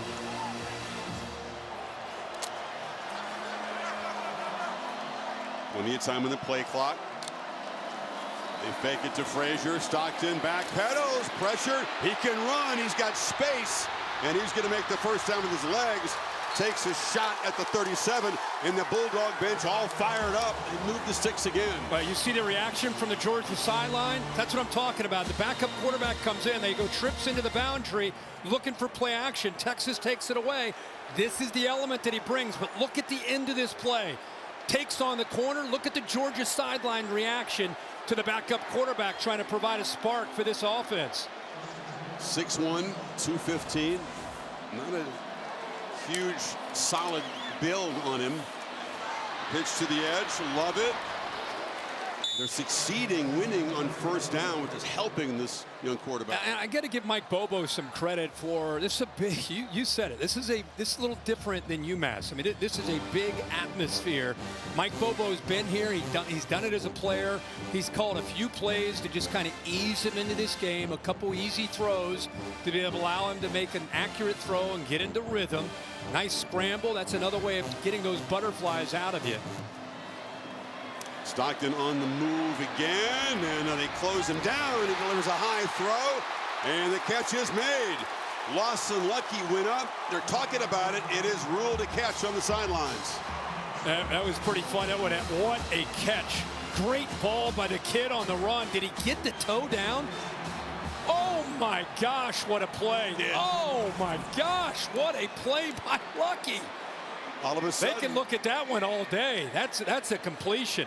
All of a sudden, as you suggested, teammates stepping up. No more dropping the ball. They're making excellent catches out there.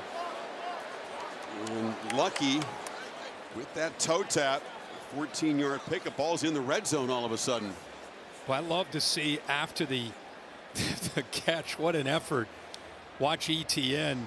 He wants to make sure the official sees it. And this is definitely a catch. Just to take a look at the AT&T clicker right here. It's a great job by Stockton making a play. Watch him get outside. I want you to watch number 1. I thought he might throw it to him, but watch him help out here. All right, Mr. Official. No. His toe is right there. Right there. You see it?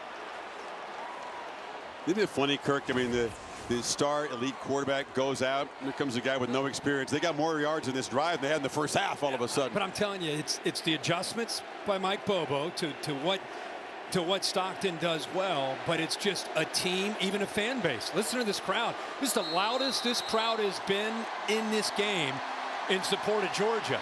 I'm telling you, they're rallying around this backup quarterback. Fellas say, hey, now, hold on a second. Let's quiet it down. Empty backfield. ETN will line up far to the left of the formation. Texas rushes 4. They're trying to spy quarterback. They know Stockton is a quick runner, as Holly pointed out, but he gets loose for 9. Yeah, this is designed. This is not him scrambling. This is the quarterback draw. He's just going to follow Jared Wilson right here, the center. Get behind him. Use him as a shield if you can, but positive yards. 2nd and 1. ETN makes a cut. ETN barrels into the end zone. Georgia's got the lead behind the backup quarterback.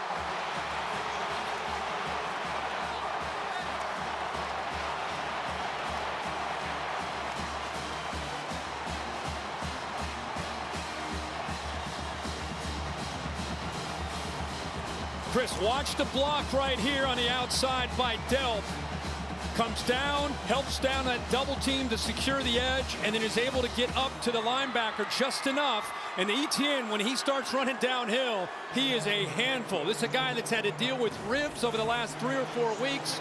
Had 3 touchdowns the first game in Texas and Austin, and provides a big spark along with this backup, Gunnar Stockton. What a different energy from Georgia. Urgency is an amazing thing, right? All of a sudden, dogs step up behind a guy who's never been anything like this situation. And Georgia, for the first time today, on top of Texas, 10-6.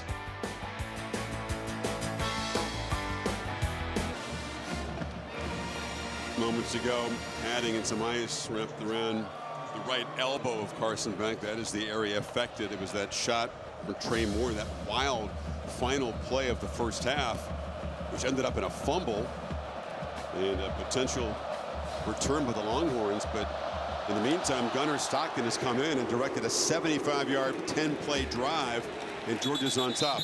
Good look at the play here as his arm was fully extended when he got hit. Yeah, I mean, he's escaping, trying to make a play. There's more who applied that pressure.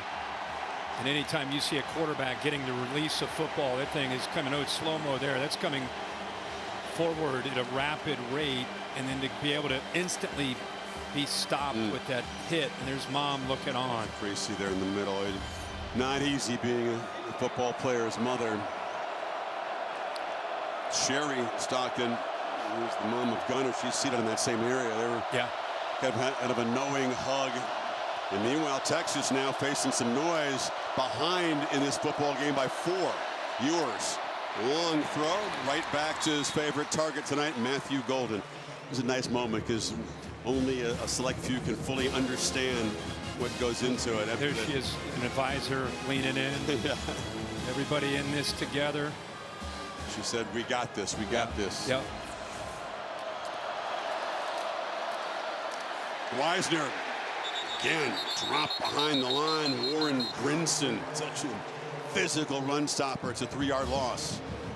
I tell you, it gets blown up in a lot of different areas, but one of the guys that really impressed me just with his attitude and effort, look at Chambliss blows that guard up trying to pull around. Really blew the play up where DJ Campbell tried to come around.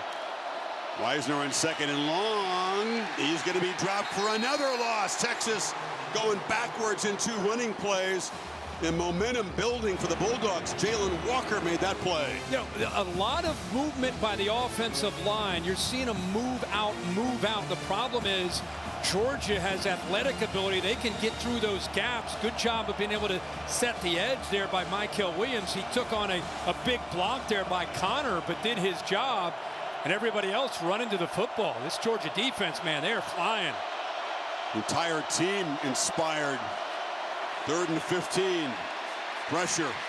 Ewers has to just throw it away. He got knocked down after the play. Pressured by Damon Wilson. Oof. And the Horns go 3 and out. I think Georgia, you know, in this modern era of college and pro football, I really thought potentially Damon Wilson with that follow through. Anytime you see the follow through on a quarterback, a lot of times that'll draw the foul. He let that one go. Smile Munden was there to kind of sandwich him. And this, you're right, this place is coming alive, and talked about it. The backup quarterback coming in, the touchdown, definitely sparked Georgia, giving them some momentum. Texas shifting around and each side pointing at the other. The 5-yard penalty wouldn't get him anywhere near the 1st down. Yeah, you knew Texas might have to pay, Kirk, for not taking advantages of those opportunities in the 1st half. Led just 6-3, then or 6-0, then it got cut to 6-3. Now this place is alive, and Stockton's going to get the football back. He sure is.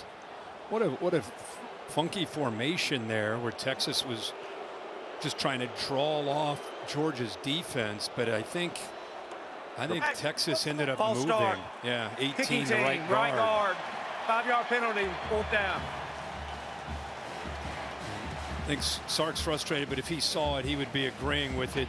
They're trying to do a lot of different movement, and the one guy that was not supposed to move was the right guard, and he did.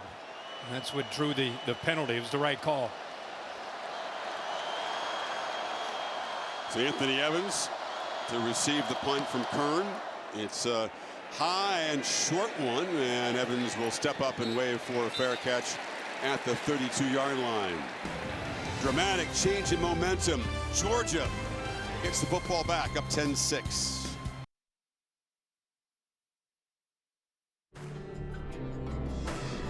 College football championship weekend continues tonight.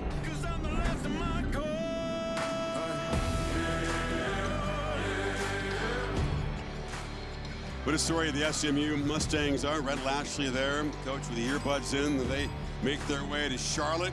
ACC championship presented by Geico. Clemson trying to a mild upset here. Yeah.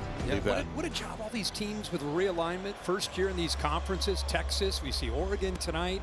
SMU in the ACC, Army in the American, Arizona State in the Big 12. Wild to see these teams first year in these conferences making it to the championship game, and in some cases winning them. Texas trying to make history, but now down by 4 as Stockton back to work. He was 3 for 4 for 36 yards passing in that first drive. End around here. Evans will be tracked down. He's a speedster returner. They try to involve him on those end arounds, but he loses 7 as Makuba wasn't fooled. Yeah, great job. Notice how they're walking people up now. They want to be able to make this young quarterback, who's a dual threat guy, beat him with his arm. Walk everybody up. Good experience. Veteran there by Makuba. Diagnoses that play quickly. Big loss there on that 1st and 10. Get him behind the sticks. Etienne, one of 4 receivers to the left of the formation. And they're all blocking for him as Trevor makes the catch and darts forward. They get back about 6 or 7. It's going to be 3rd down and about 10-11. Another quick throw there with some linemen, or rather tight end and receivers out there. cool to see Carson Beck, as much as he's hurting, right there trying to help the offense out, especially help this quarterback out with any kind of advice. See what he can do here on 3rd down. Now the Texas faithful up making noise at this right end of the field. They show pressure. They bring it all out. Blitz. The ball's loose, rolling toward the sidelines. It'll go out of bounds.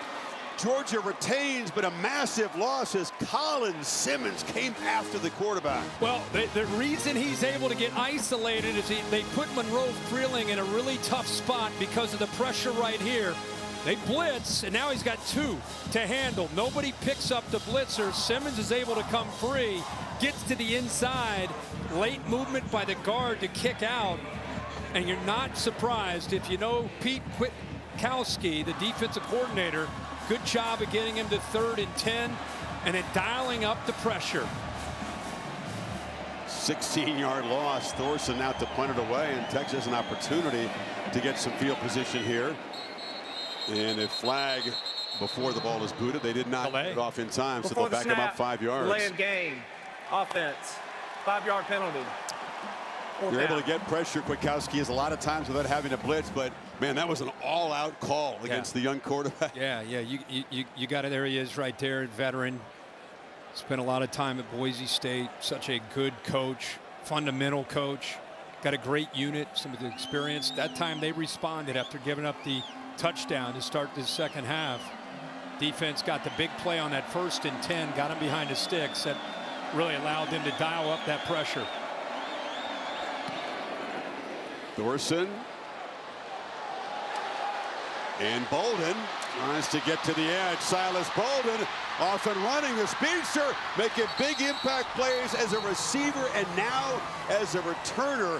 Horns will be in Georgia territory.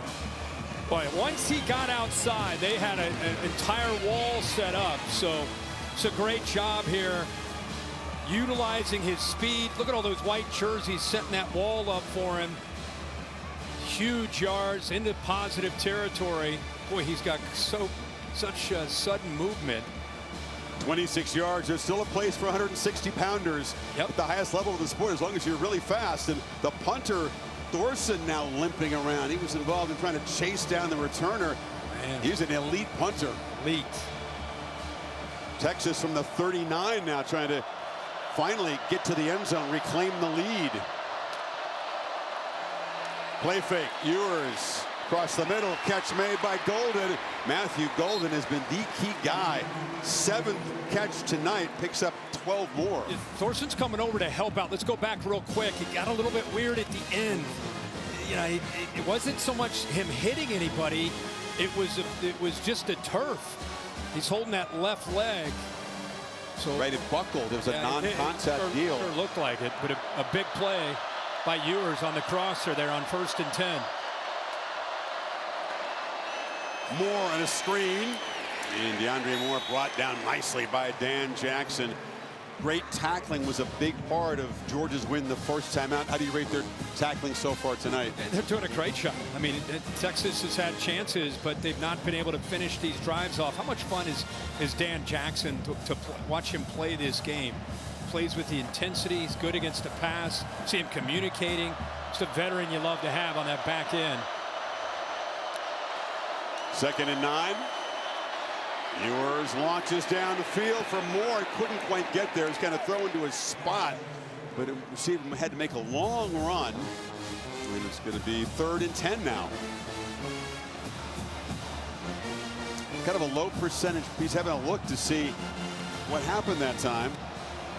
But Texas, they're going to try to finally score a touchdown. Work to do here on 3rd down. They are in field goal range. Yeah, they've been averaging about 13 yards on these 3rd downs, so a lot of 3rd and longs. See if the Dogs bring pressure, Kirk. Jalen Walker is standing up. He's coming, and they got him. It's sacked by Damon Wilson. Walker was very disruptive early, and he's going to be knocked down back outside the 30. It's going to be a very long field goal try now. They walk him up here. You see pressure here, but it's the outside man to the right that ends up being able to make the sack because Ewers had to step up. That's a tough sack to take because it makes it going from pretty reasonable field goal attempt to pushing him way back here. Auburn was making him from this distance in pregame warmup. This from 51 yards. He's 2 out of 3 so far. Drives it, and this one hooked again. So he's missed 2 wide left. Georgia all fired up over there. And Texas comes up empty after the punt return set him up in plus territory. Still 10-6 Dogs.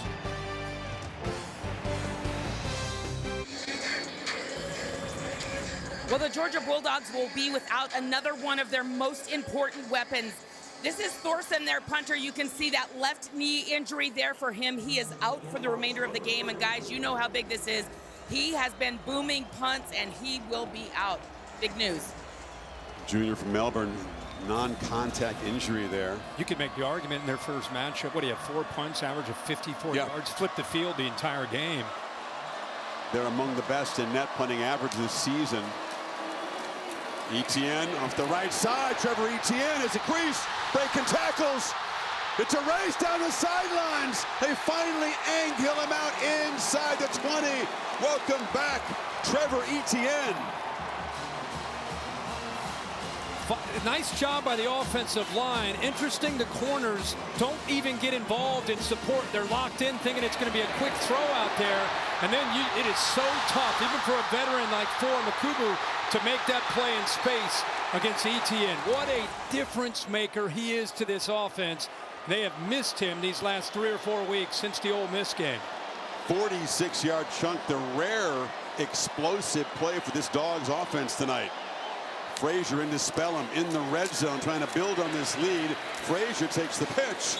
Ethan Burke was there in a hurry, turned him back inside, and then Barron knocked him down as they get the cart ready for Thorson. He's a terrific guy. Get to know these Aussies when they get down there and cover tennis and talk to him. And he's just a really fun, cheerful guy. He's got an NFL future punting. Sure. Big leg. I hope this is nothing serious. Got to keep in mind as Georgia moves down here in field goal range, Carson Beck is their holder. Bet Thorson's their backup holder. So I don't know how deep they go at holder, but we may find out. Fixing to find out. The 2nd and 9. Stockton, end zone, way overshot. Banged it off the back wall, the general vicinity of Arian Smith. Yeah, I think he's taken that away. Oscar Delp was running a really good route here and broke free over the middle. That ball would have been able to, if he would have been able to see him and get that ball out, he would have had a chance to score a touchdown, but instead we got a 3rd down and long. Does Texas bring the heat this time on 3rd and long? I think you do. I think you continue to mix up your looks. They're walking those linebackers up now. 5 up. Empty backfield. He's going to take off, has some space. Gunnar Stockton did not slide, but did not get the necessary yardage. Stopped by Taft and Makuba at the 12, and it's 4th and 2. Really good job by Mike Bobo here. He's just calling a quarterback draw. We saw it earlier. Jared Wilson blocking. Receivers are blocking. Offense out there. Wonder if because they don't have their top 2 holders, they're not thinking field goal here. So suddenly, a big play as Texas has a chance to get the football back. Down only 4. Still 15 seconds on the play clock.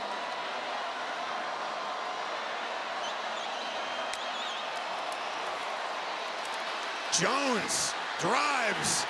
Flag comes in late. Yardage is good for a 1st and goal, but it was right in the center of the offensive pit area. Sure was, right where that contact was.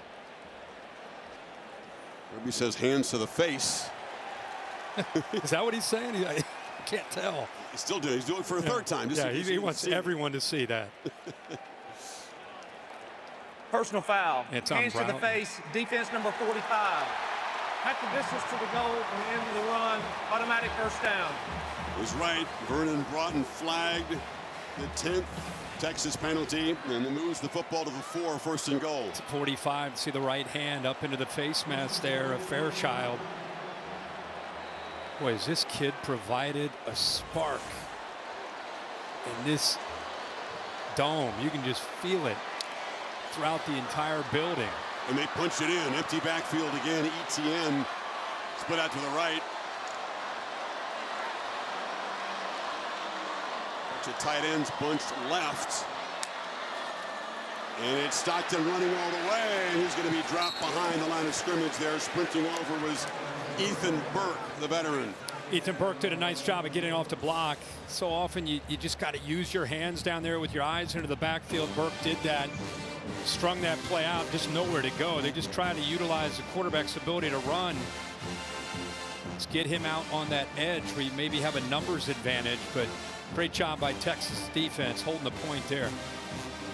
Another true freshman, 175-pound Dwight Phillips Jr.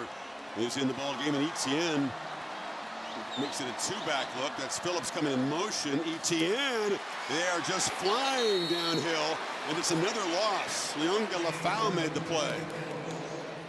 You know, they talk about Lafau being just kind of that calming influence, one of the leaders of this defense. He's right here at the second level. He's getting downhill. He's actually blitzing here.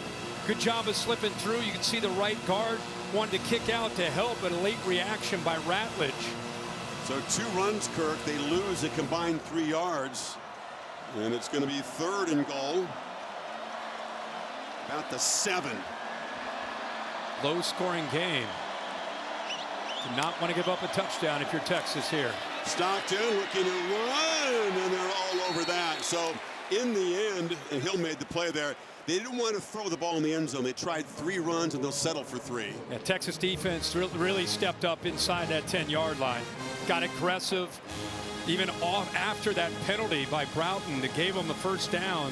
They responded with 3 straight plays by turning up the heat there on this Georgia offense. So Gunnar Stockton undoubtedly has taken reps. Georgia leaves nothing unturned. He's the 3rd string holder. And Woodring from 24 to give Georgia a 7-point lead. Final seconds of the 3rd quarter. No problem for the reliable kicker. A 61-yard drive in 8 plays. And you said it. This team has been sparked by Gunnar Stockton. The offense playing well around him. The defense has stepped up, and Texas continues to waste opportunities. And they're now down 7 heading to the final quarter. Guys coming off the bench. This is not quite the same thing, but Jalen Hurts did kind of come in there. Yeah. And Tua Tagovailoa had come in for him, of course, won a championship. He came off the bench, got very fired up, and led Alabama. The ill-fated fake punt there. Remember, that's Justin Fields. Justin Fields there back. Yeah, on a fake still punt. on Georgia. It was what a story, because Tua had taken his job away. And, you know, last game of the year, at least into the SEC championship, he's asked to come in and step in for Tua, who went down, and he delivers for the Crimson Tide. And now we're seeing Stockton trying to do it for Carson Beck. Put 10 points on the board. You said he's in the same meeting room. He's seeing all the same tape. Yep. He's hearing all the same stuff. Not getting nearly as many reps, but you toil away in the practice field, and you try to be ready for your moment, because you never know when it's going to come, and it is coming against one of the best defenses in the country. It's a real credit to Mike Bobo, because it's one thing to focus always on the starter, but you know, you're an ankle away, a hamstring away, a shoulder away, whatever it is, away from it being your turn. And a lot of times you don't get a chance to get tested. Occasionally, you know, Thursday practice, you'll get a 2-minute drill, but a lot of the focus is on the ones, and these guys have done a great job of prepping him to have him ready to step into this big stage. Meanwhile, if you're the play caller for the Longhorns, Steve Sarkisian, your running game has produced 21 yards so far. What do you lean on here? The pass game has been by far the most effective phase of the offense. Weisner has been so productive coming in, has just been swarmed like that today by the Georgia defense. Yeah, just kind of tiptoeing up there. This running game has been slashing through teams coming into this game. Not today against Georgia. Sarkisian of the Longhorns down 7, end of 3 in Atlanta. Back after this message, and we're your local ABC stations. You're watching the SEC Championship on ABC.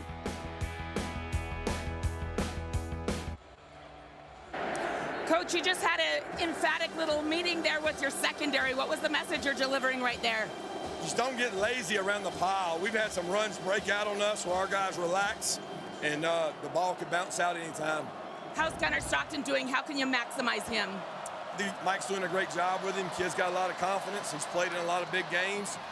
He's not afraid of the moment. I think he's done a good job. It's a good change of pace for us. Thank you, Coach. Thank you. Matthew Golden gets loose. He's played in some big games for Rabun County in high school for the Tigers there, but this is his first action in college football against a real team. Well, they're going to get a little tempo here out of Texas. Texas needs to get this thing going. They were really shut down in the third quarter. Not many opportunities. Only 16 yards of offense in that quarter. Suddenly there's some urgency for the Longhorns side, right? Yeah, this is a game when you get to the SEC championship game, more often than not, it's a game of momentum. Back and forth and back and forth. It's been favoring Georgia this entire second half since Stockton has come in. He's kind of ignited the team and the crowd, changed the energy. Texas needs to respond, and the veteran quarterback Ewers needs to step up with this offense right now. Ewers under pressure, had to dirt the ball. Golden was coming across there, but Dalen Everett, who was a game wrecker the first time they played, came off the edge there. They do such a good job of not tipping this. A lot of times when you get a blitz, this guy starts to cheat over just to help out. He doesn't show it at all. Because of that, you're not able to pick it up. They did this in the first matchup with Everett on the end of that boundary. He's such a great blitzer. Doesn't tip his hand. Got him again there on second and short. Yeah, he had the forced fumble and fumble recovery that was huge in that game. Now it's 3rd and 3. Throw for it wide open is Moore in a slant, still running. DeAndre Moore wins the foot race. Texas strikes back from 41 yards. Momentum back on their side now. What a call and what a read by Quinn Ewers. Little run pass option. He's reading KJ Bolden the entire time. He comes down, makes a perfect throw, and then how about the move after the catch and making Dan Jackson miss. We said Texas needed to step up. That is their 6th play today of 20 yards or more through the air. But their first touchdown, Auburn to tie the game in 13, knocks it through, and Ewers extends his streak now. 24th consecutive game where he's on a touchdown pass, going back to the 22 season. Chris, like I said, this is a 3rd down play, and the read that he has is right here. Once you get the motion, the shift to the tight end, see Bolden come down. Now he's just see his eyes at that fake. He's looking at 4. 4 comes down. Okay, I'm going to throw it right by him on that glance route. And now, bang, what a move right there after the catch. You know, this group of receivers, I keep talking about Moore as the veteran in that group. And he steps up. Good hesitation. Secondary fool, thinking it might be one of the quick throws, like a look pass to the outside. Instead, they get him on that RPO, on that slant. Beautiful, well done by Ewers. It's the answer that Sark needed. DeAndre Moore from Don Bosco, one of the Texas receivers they are developing. They went and got guys out of the portal. Moore was a recruit, and he flashes what he can do. Imagine that. He started at Texas, and he's still there. Yeah. Wrap your head around that. They don't really go to the portal that much as a program, Texas, to be honest. In general. And Jones will leave it there. Holly? Well, Steve Sarkisian is so confident with his team. He continues to breathe life into them. He was overheard leaving the locker room right before they took the field for the second half. This is the SEC championship. This is what we were built for, what we knew we could do. Let's go win it. He keeps trying to infuse them, encourage them, knowing that they are built for this, even though it's their first title appearance. I want to see if this defense tries to put the game into the hands of the quarterback. The young man who stepped up and provided spark, make him throw to win. Load up against this run game. Stockton weaving around. Yeah, Texas is breathing fire, smelling blood, and coming downhill in a hurry now all over these quarterback runs. Well, that's what you got to do. I mean, the quarterback run game is different than what you see from Carson Beck. Kwiatkowski, the defensive coordinator, adjustment is to have the eyes in the backfield, and instead of just worrying about ETN running the football in the pass game, you want to get this guy behind the sticks, which they've done now the last couple series. Again, a loss there on that 1st and 10. Now he's looking at 2nd and 12. Texas fans up making noise now.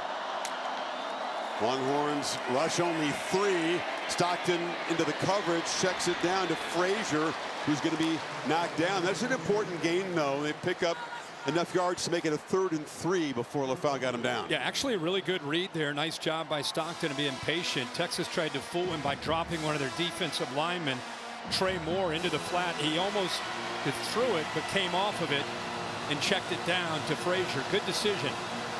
See what Mike Bobo likes here, trying to get this drive going, keep Texas with the offense suddenly on fire from getting the football right back.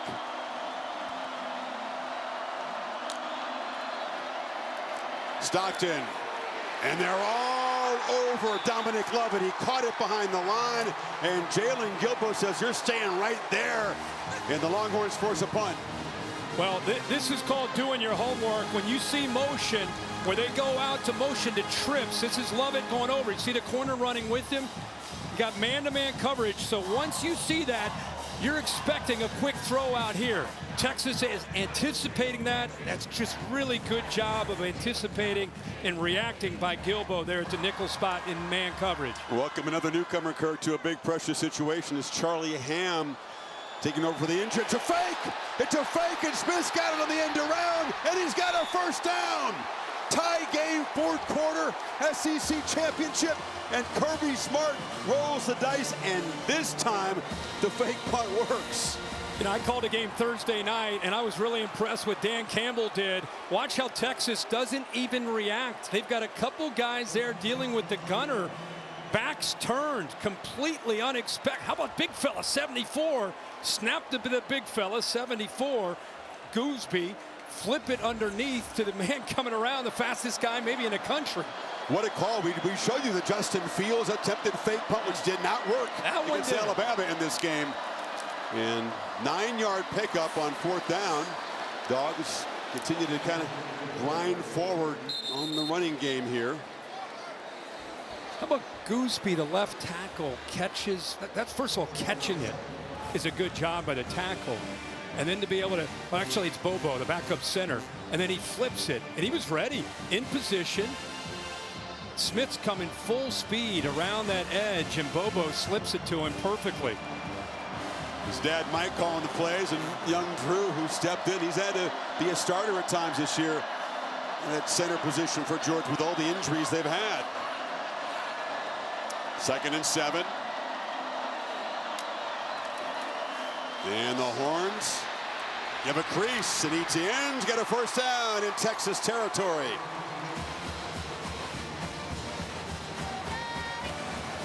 Man, the intensity's come up like 3 levels here. Yeah, in no 15 doubt minutes. Having some success on that right side behind the right tackle. The big fella, Xavier Truss.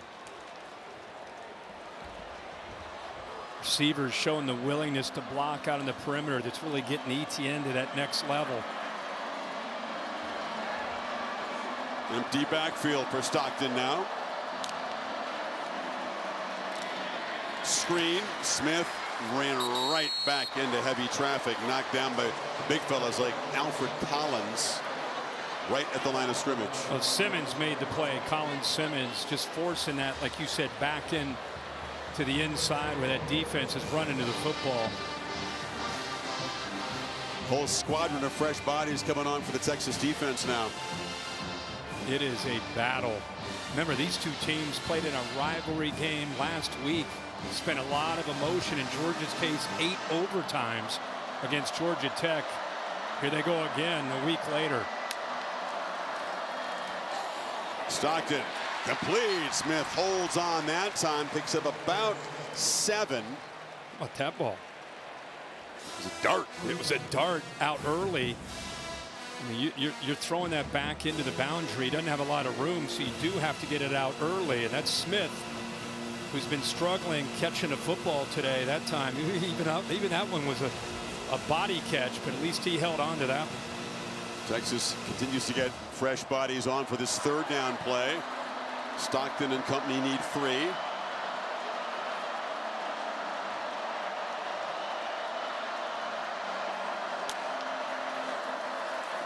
No pressure. Check down. Too much space for Etienne. He's going to get just enough for the first down. They do move the sticks at about the 37. Yeah, they just cleared it out. They flooded the zone and just tried to get that defense to back out playing zone, and then you have to get the ball out as fast as you can. You know, that you got to be decisive, which he did. And Etienne is so well known for what he can do in space. But good job of letting those linebackers drop in coverage and then getting it out quickly. Georgia now inside of 8 minutes to play, getting close to field goal range for Woodring. Reverse. Evans. Close, the ball fell on it. Got very, very lucky to avoid a crucial turnover. Yeah. Chris Benda looked like he knocked that out, just chasing after the football. Right hand gets in right there to knock it out. And you talk about the break of the game. Look at all those white jerseys.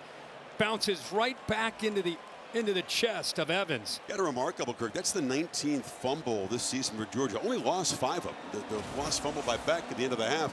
So they've been a little bit lucky or attentive. Well, he's attentive right now, listening to Kirby. Picked up 5.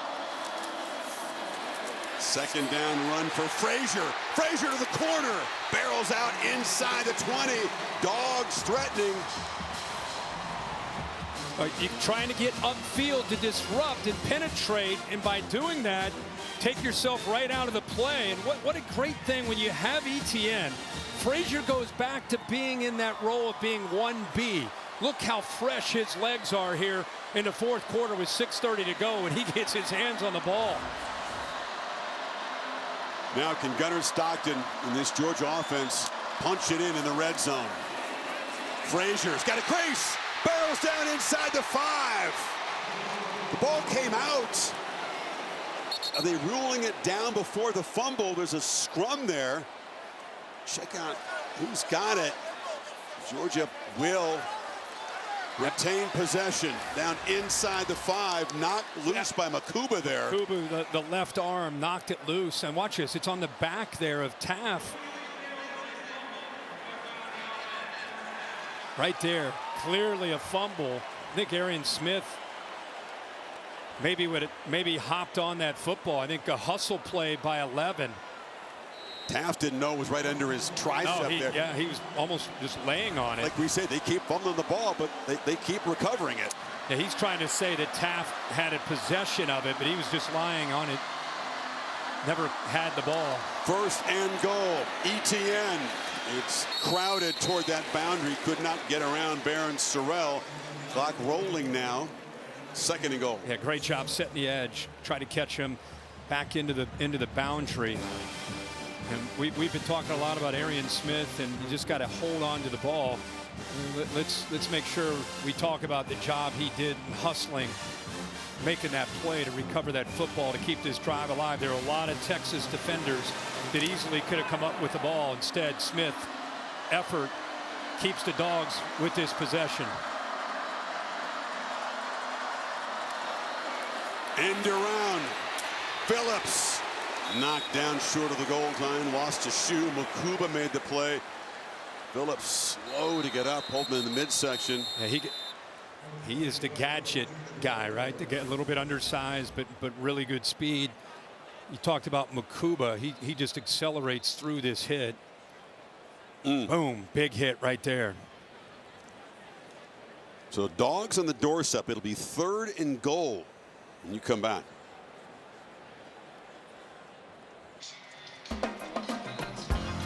Final 5 minutes. SEC Championship on ABC presented by Dr. Pepper. Dogs trying to take the lead here. 3rd and goal at the 3. Again, the winner not just wins the Precious Conference Championship, but also gets that first round playoff bye and can head to the Sugar Bowl in the quarterfinal stage. Chris, look at this 15th play coming up. Almost 9 minutes. Talked about how you can't hit explosives on Texas. You got to earn it, drive the field. That's what they're doing right here. Can they finish it off? Stockton from the pocket. Survey is batted down at the line. Dangerous play. Broughton off the carom, tried to close in on it. And it's going to be the field goal team that comes out. Chris, they had Delp, and again, it's very easy to see from up here, but Delp is in motion, goes back, and right now, if you throw it, you know, there was a nice little pick there by London Humphreys. He didn't see it, and it gave Texas a chance to get their hands up to knock that ball away. So the defense steps up. Woodring, a chip shot to give Georgia the lead back. Ooh, pounds it right through. And 4:32 to play. Can Texas win the SEC in year one? Can Georgia get a long-awaited championship? The SEC Championship on ABC is presented by Ice Cold Dr. Pepper. College football, it's a pepper thing. And in part by the Home Depot. How doers get more done. Dogs back on top, an epic drive. The centerpiece of it, a gutsy fake punt call. Good fortune, 2 fumble recoveries, some grinding runs, 9 minutes, 22 seconds, 16 plays, 72 yards with the backup quarterback. That's amazing. And Georgia's up 3 now. Well, if they end up holding on to this, we'll remember that call and that drive for a long time. But let's see what happens. Plenty of time, 4:32 to go. Golden will let this one go. Allstate Bus with Caesar, hometown game here in Atlanta. It's the Allstate Good Hands place so far. Well, there's a lot to choose from. I think you got to look at Drew Bobo. What a play by the big center to time that up perfectly. The gutsy call there by Kirby Smart. Smith here. This is a big play. You got the fake punt, the fumble here. Watch 11. Smith, hustle play. Great job fighting off 2 different Longhorns to keep that drive alive and come up with the 3 points. So we've been critical of him at times because of missing a few passes. Let's celebrate him on that fake punt and that hustle play to get the fumble. Can Texas answer? They hand it to Wisner to begin the drive, and he goes nowhere. He'll actually lose a yard. Quinn Ewers, he talked about the experience. He's been poised and pretty good in postseason games in his career at Texas. He's led a bunch of teams in game-winning drives. Yeah. Sark talked about being patient with that run game. At this point, I think it's going to come down to Ewers' ability to make throws. Got to get protection, and he's going to be sacked. A slow developing play, and Mykel Williams closed him down. And Texas will face a 3rd and 18 in this desperation drive. But again, it's Chambliss right here who's able to get penetration and force Ewers up and then into the arms of Mykel Williams. Smile Munden in there as well. Pressure again. Sideline pitch! Intercepted! He threw it to Dalen Everett, who had huge plays in the Dogs' first win. And Georgia, up 3, gets the football back. Well, how fitting is that? They've been trying to pick on these corners, mainly Daniel Harris. That's gone away. But here, late in this game, they've got to be able to come up with another play. And they turn to Matthew Golden.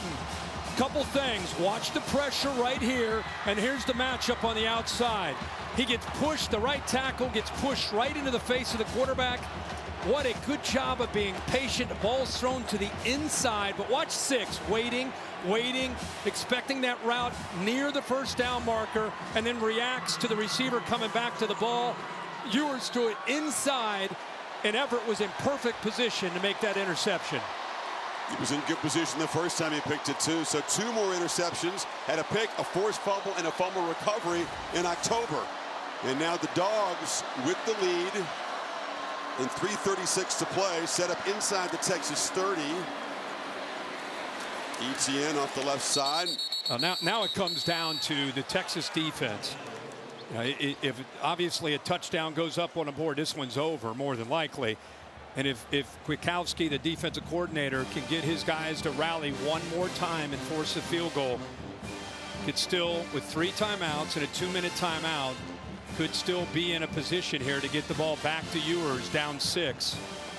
Clock management, interesting topic here. Will Sarkisian use timeouts on this side of the 2-minute timeout if they can get a stop here and force a 3rd down play? See what happens right here. Georgia 1 of 3 when they do get in that red area. Fake it to Etienne. Stockton now pitches down to the running back. Flag comes out. Etienne still running. Knocked down at the 20. It's going to be a hold on Georgia. The center, Wilson. Easy call for the official. Sarkisian said, hey, I'd like to see Georgia get called for holding. Yeah, that's right. At halftime. Delora. This is a throwdown, so. Holding. Offense, number 55. 10-yard penalty. Second down. So it backs him up. Stops the clock, of course, and moves the football to the 36. 55 right there going up against 1-5 Billy Norton. He tried to sneak Lucky down that left sideline, but Texas took that away. That's why he was in the pocket waiting and waiting and waiting. Longhorns in good coverage. Were not fooled at all. 2nd and 18. You don't want to go back any farther. This is within Woodring's field goal range, but just.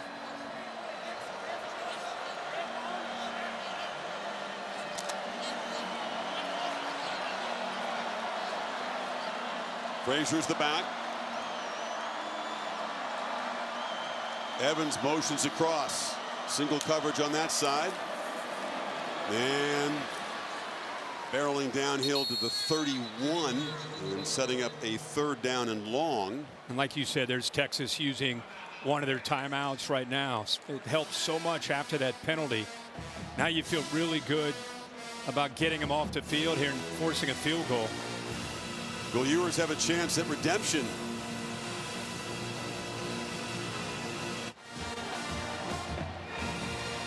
Gunnar Stockton, who's in his first meaningful football action of his college career. A couple of brief stints and blowouts. Here he is against Texas, trying to convert here on 3rd and 13. Trying to, at worst, set up a field goal attempt to build this lead. Sure, Kirby Smart there talking to him about, hey, we're at the 31-yard line. Let's be smart here with this call.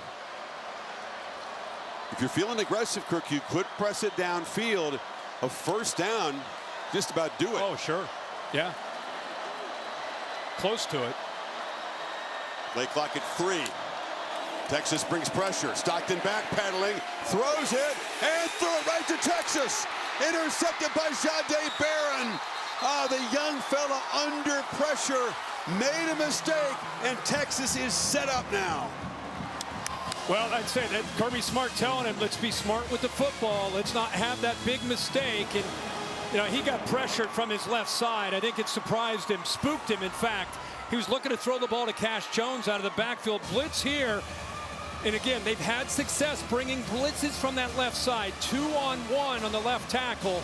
See, Simmons is able to get the pressure. Georgia very fortunate this ball was not returned all the way back by Barron. Good job by Lucky hustling there. Sure is.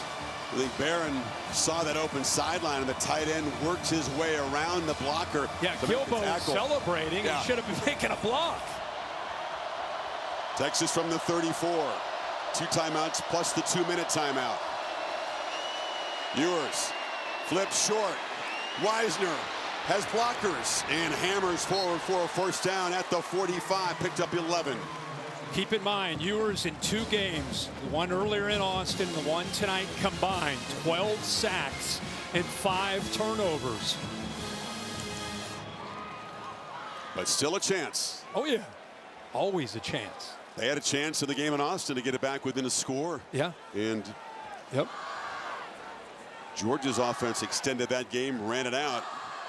So despite a bad pick in that last possession, the defense for Texas does their job. That was the only time we saw him look like a guy that hadn't played a lot of football. I thought up to that point, he's been the operation of it. Not a whole lot of mistakes. He's been playing clean football. He's been giving his team a chance. His team kind of rallied around him. He'll learn from that as a young quarterback that doesn't have a ton of experience. Kwiatkowski forced his hand, brought serious pressure from some NFL future front 7 guys. Yeah, and he didn't see it at the line of scrimmage. He didn't see it until they were closing in on him, and then he's just trying to make a play and just would love to have that one back. But give Texas's defense credit once again. for stepping up. Even though they got back deep in their own territory, they once again step up. I don't know if you saw the scouting report. Jahdae Barron's not the guy to try. He's a Thorpe Award finalist, one of the best defensive backs in the country. And his play has given Ewers and Sarkisian's offense a chance here. Still have the 2-minute timeout, plus the 2 timeouts that Texas has remaining. With that in mind, Kirk, they run the ball to Wisner. They're ripping at it. And he's stopped for about a 2-yard gain. And looks like this will take it down to the 2-minute timeout. Texas on the move, trying to force overtime or win the SEC in their first year in the final 2 minutes in Atlanta. Reminder of the rankings, was by AT&T. Oregon, Penn State tonight. You got SMU and Clemson coming up. I think it is a must-win game, obviously, for Clemson, and probably also for SMU. If they lost, it would be a real conversation. In the meantime, both these teams, the computer says, everybody says, safely in the field. The championship and a first-round bye goes to the winner. Think about the rest you can get by having that bye. That's enough incentive, just that. Both teams could use it. There's a whistle and a false start before the snap. Just when you're trying to build momentum in this drive. False start, offense number 56. 5-yard penalty, second down. It's Cam Williams again. He's been penalty prone. We've talked about it, and that's the 11th penalty for 94 yards for the Longhorns today. It's amazing when you consider that the missed opportunities in the plus territory, that they have the ball with a chance to win this game. Down 3.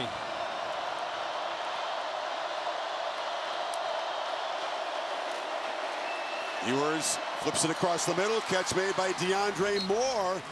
And the speedy receiver knocked down in Georgia territory after a 10-yard gain. So look at Auburn, perhaps awaiting his moment. Good call there by Sark. Mesh concept, meaning a receiver on the right, receiver on the left, kind of come together, creating traffic for the defenders to have to work through. Nice catch again by Moore. Got to get 2 plays. Got 2 plays to get them. Pressure comes, ball rejected. And that was knocked down by C.J. Allen on the blitz. And it's going to come down to this 4th down play. Well, here we go, man. What a job here of utilizing a blitzer from here. And watch how he works around from the right side. Comes all the way around. Free. Boy, he's a good blitzer. C.J. Allen having a great game. One stop. Sark stands between Georgia and an SEC champion. Sark against Kirby on this call. Save your best for right here. Ewers.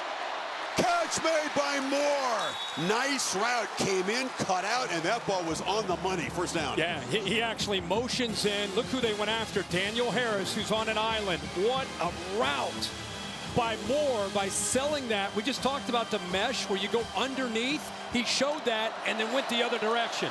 Beautiful timing. Now in a slant, Moore makes this catch, and all of a sudden Texas cooking at the 35, 9 more yards. Yeah, between Matthew Golden and DeAndre Moore, that has really been his targets tonight so far.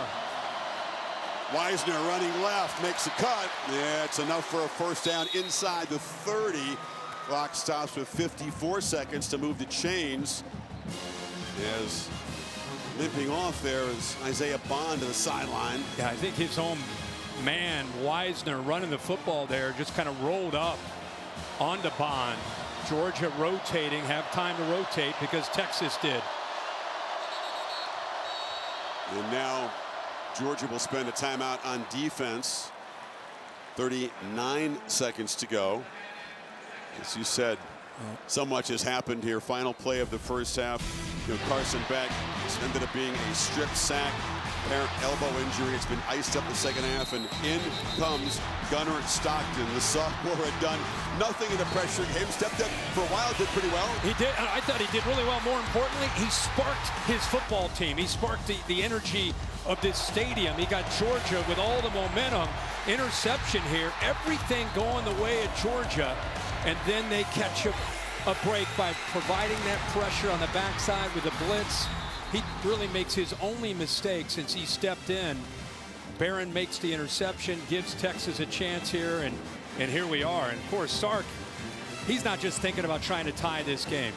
He's thinking about trying to win this game while he has a chance with 41 seconds and 2 timeouts at the 29-yard line. That's where I was coming to you next with. How aggressive does he play it? Auburn missed a couple field goals. He's in range, but a chance to win it right here. Avoid the lottery of overtime. You find the matchups that you like, and you still try to get that ball thrown downfield. That's the motto that they came in with tonight.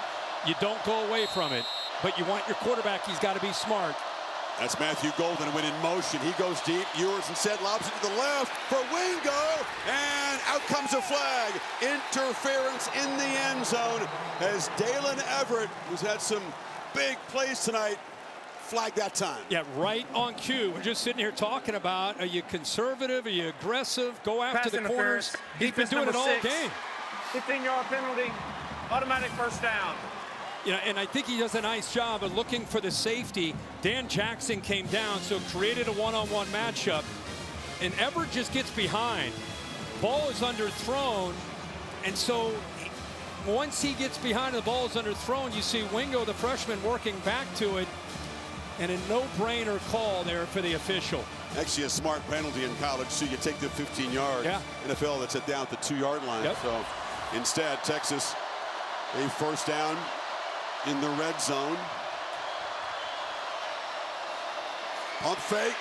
Ewers will be sacked. And now Sarkisian will have to spend a timeout, taking a sack there.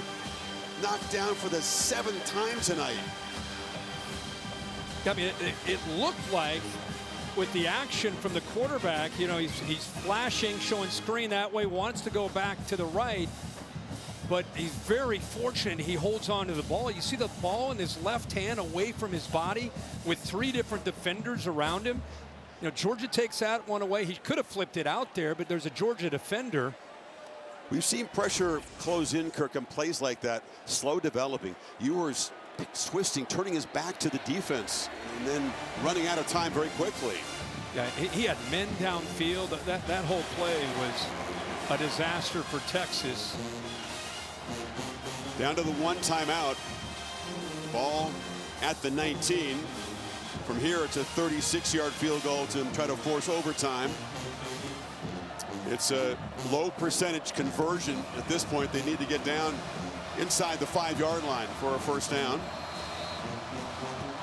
This matchup, second down play. Matchup way at the top. Golden has had a huge game. Ewers goes to the left, rising up and trying to make a diving catch as Wingo. They went back to that side against Everett, and it's going to be 3rd and 15. He went back into that same matchup where he thinks Wingo is going to be a superstar. He's just a young man. See the safety over there, Jackson. It's a tough matchup going up against Dylan Everett, who's an outstanding corner. But twice they've checked him. One time for the interference, and that one an incompletion. So Texas a chance here with just this play to try to win it in regulation. Come up short. Going to kick a field goal to force overtime. Screen, and as Wingo dropped it, never really got going, didn't have anywhere to run that time. Michael Williams was right there. It's incomplete. Georgia fans are all excited as Walker takes off down the field. Now listen, Auburn is a great kicker. He's missed from 42 and 51 tonight. Wingo never has possession, really had nowhere to go. Nope. With Michael Williams out there. We talked about the chess match. Smart's defense and Glenn Schumann all over what Sarkisian called that time.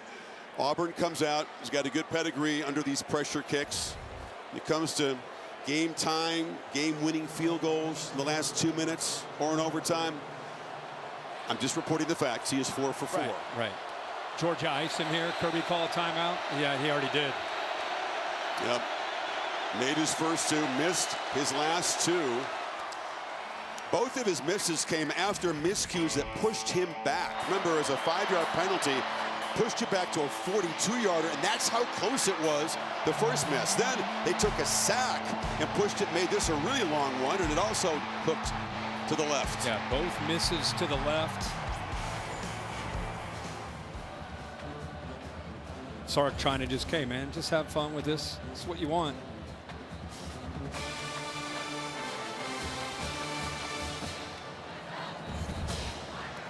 The mind inside a kicker, the pressure. Yeah, you talked about how reliable. He's never missed 2 in a game, so he has missed his last 2 in this game. And shake that off and to force overtime for the first time ever in an SEC championship game. Never had one.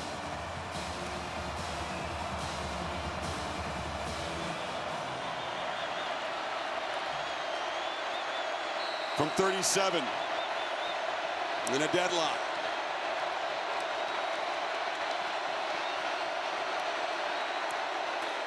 No problem. Auburn looks like a guy who believes in himself and pressure kicks. That was really impressive.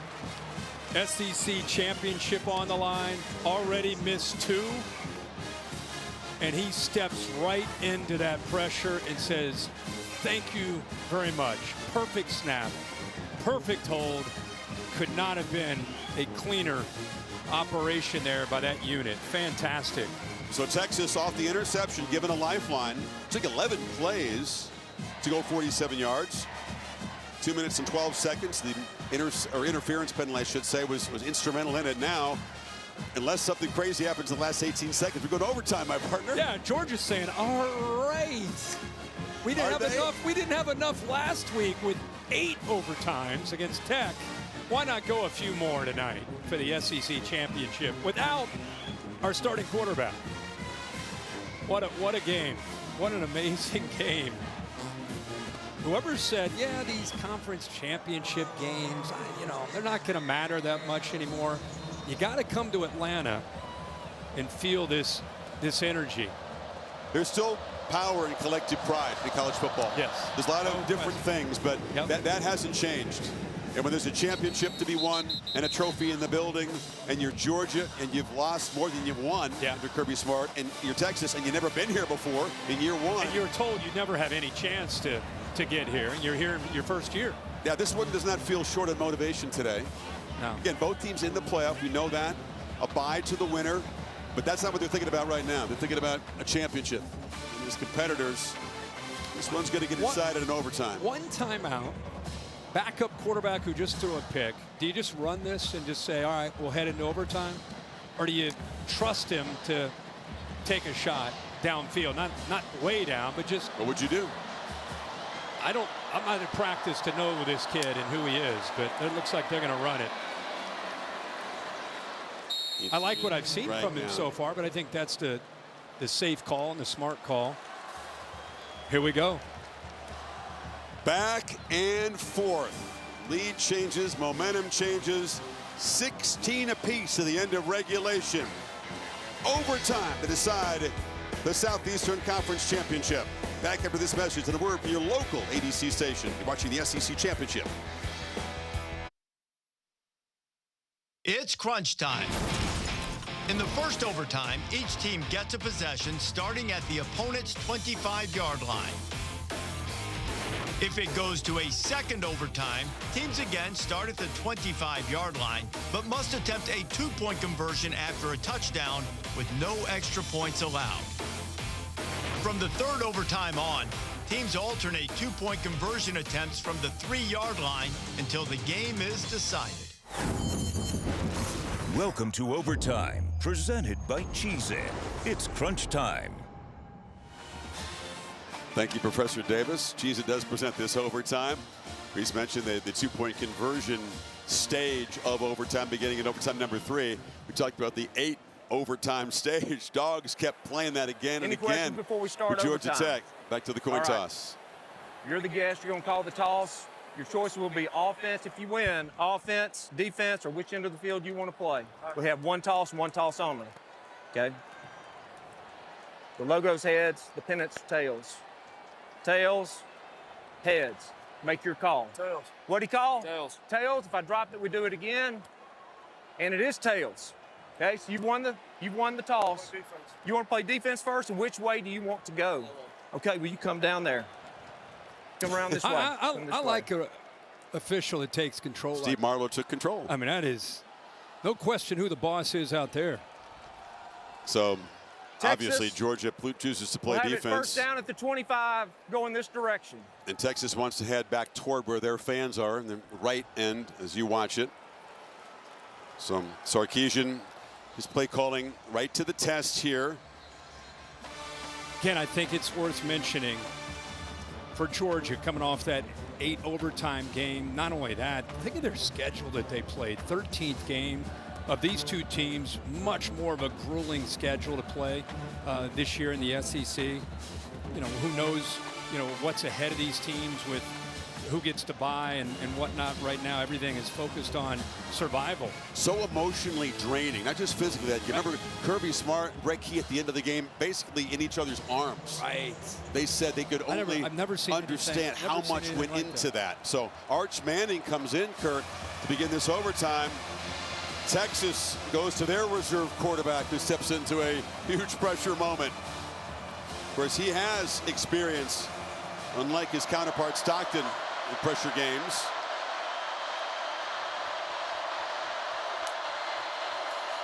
Keeper Manning shows the strength. He's not just a fast guy. He's got power. You know, 225 pounds, picks up about 5. Yeah, I think he's coming off the field now. I think he spends a lot of room under that squat rack, too.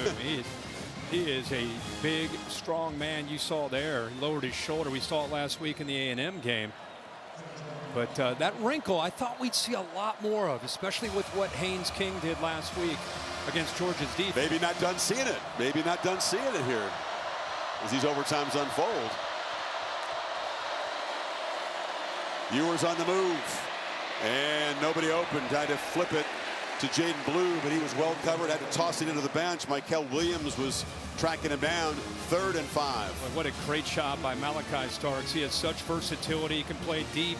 This time his instincts come in handy. Saw 23 back there with Wisner and knows that he's a threat out of the backfield. Took him away. All Ewers could do is throw that one away. So you got Golden and Moore on the right side of the formation, along with the tight end Helm, and now Moore motions over to the left slot. Ewers on the slant, caught, first down inside the 15. Squeeze it into a tight window to Wingo. The reason he was yelling to Moore to get over there, he wanted that double slant look, which he got, which opened it up for Wingo. What a job Wingo does as a true freshman. What a catch. Georgia is going to spend a timeout. You have a timeout to use in every overtime period. Something as 8 overtimes played out in that game we're talking about probably should be done away with. That's I agree. I agree. That was too much. But that again, let's go back to this true freshman Wingo making a great catch. Moore came over to kind of open it up. That's against a really good corner at the top there. Gets a little bit handsy with the left hand, but used his body to kind of box him out, and then uses the hand. Somehow that left forearm, secured that football. Great catch. And the first catch he's made today, they tried him a couple times, went down to the end zone against Everett, drew a penalty on one of them. That is a pretty clutch first catch in overtime here to keep this drive going. From a skill set standpoint, he's as gifted as any true freshman receiver in the country, including Ryan Williams and Jeremiah Smith at Ohio State. Mustangs and Clemson Tigers waiting in the wings in Charlotte. First down play. Play fake. Ewers launching for the end zone. Contested ball at the back. No chance for Matthew Golden to make a play. Everett in coverage. Boy, Everett does a nice job staying in coverage here. You know, watch Golden show it to the inside, and Everett didn't bite for that at all. It was a nice job of being able to eventually use his body and get him where he has no chance to make a play on that football. Just use the leverage of that back line to take him out. Takes a confident quarterback to make risky throws in this situation in overtime. Ewers this time lofts it to the other part of the end zone and over the head of DeAndre Moore, and it's going to be 3rd and 10 now. And try to go to a slot fade. Moore's had a big night. The timing off. He's got room to work out there. See the football thrown to his outside shoulder? Would have had to make a potential like a Willie Mays catch. Jackson Smith and Jigma made one of those when we were doing the Ohio State-Utah Rose Bowl call a few years ago. 3rd and 10. Dogs crowded the line, giving a blitz look pre-snap. Let's see if they bring it.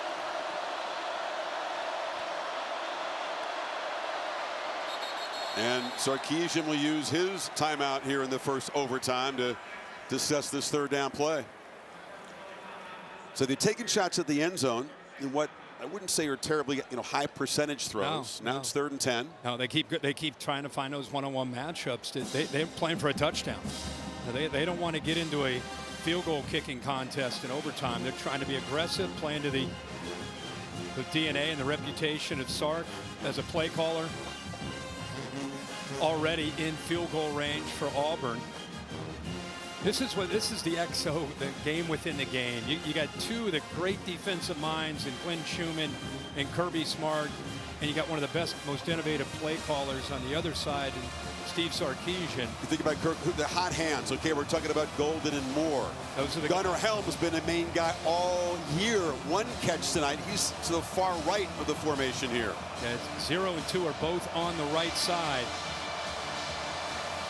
And now the tight end motions across right there as well. Ewers looking that direction. And checks it down. Catch made and cannot escape. Tackle made in space beautifully by K.J. Bolden, who brought Wisner down for a loss. And here comes the field goal team. They created a wall with these receivers, hoping against man they would be able to get him out. But Bolden back here does a good job of reading that. So he's in charge. They're expecting that kind of route where they open it up with a rub like that. But Georgia in place there to defend it. And the kicker with the reliable pedigree and the interesting hair right back out there from 32. And that time knocks it through. Not quite as confident a swing as it was to force overtime. But Texas is on top. Not what Sarkisian wanted, you can tell from the top of the first. No, he of course looking for touchdowns. Whoa, the snap a little high. The hold was close. Good job of getting it down, but he didn't get it, the spin perfectly turned. But a good job by Auburn at coming through that despite the snap and the hold. Now here you go, Kirk. Gunnar Stockton's got the football, and Georgia can win it with a touchdown. And the guy who's had so little meaningful football all season long. Remember, Tennessee Tech early in September. UMass, non-conference breather a couple weeks ago. He gets in there when it's decided, when it's a 3-touchdown plus game. He has been the guy in the second half. And he doesn't have to win anything. He has to be a good decision maker and a distributor.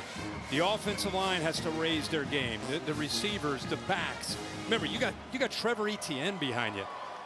It's up to Mike Bobo to design these plays and get these guys where they can win some matchups. But Etienne can be the difference here for Georgia. And he's got they fake it to him, and they throw it in the flat. Oscar Delp slips a tackle, and that's a missed opportunity to get him behind the line there. He picks up 9. Gilbo missed an opportunity, like you said, to make a big play, at the very least right near the line of scrimmage. And instead, after good effort by Delp, he picks up another 8 yards. Every yard counts in these overtimes. Every missed tackle can be crucial. Yeah. Effort play there by Delp. 2nd and 1. Stockton. And they're going to lose yardage on that catch. Lovett tracked down by Andrew Makuba. 3rd down and about 3 now. The motion is the indicator for these plays. And I want you to watch Anthony Hill, the communicator. He sees that motion. He's telling the fellas, hey, you know what's coming. Guys, get ready. Here it comes. And everybody runs. Great job. Good job reading that indicator. Lovett goes in motion. Defense is expecting that quick throw. Good job of running it down. Mike Bobo with the play call here. They need 3. 2 backs in the backfield. They fake it to Etienne. Ball flips short. And the tight end, Oscar Delp, powers for a 1st down. Nice little call. Really good call. They use Cash Jones as a decoy. He's been so effective this year out of the backfield. They just slide him down. That's where he wanted to go with the ball, but instead checks it down. And again, big number 4. Remember, earlier he made Mukuba miss to get that this overtime period started, and then he finishes off to get the first down there with another great effort.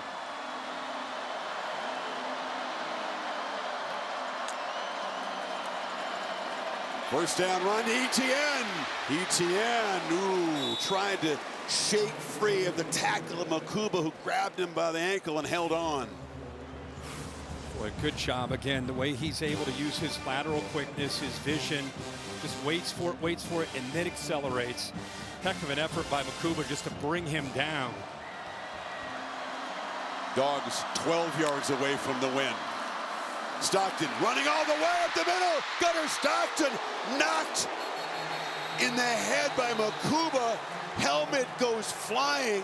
Thankfully, he's up on his feet. Flag goes flying as well. Wow.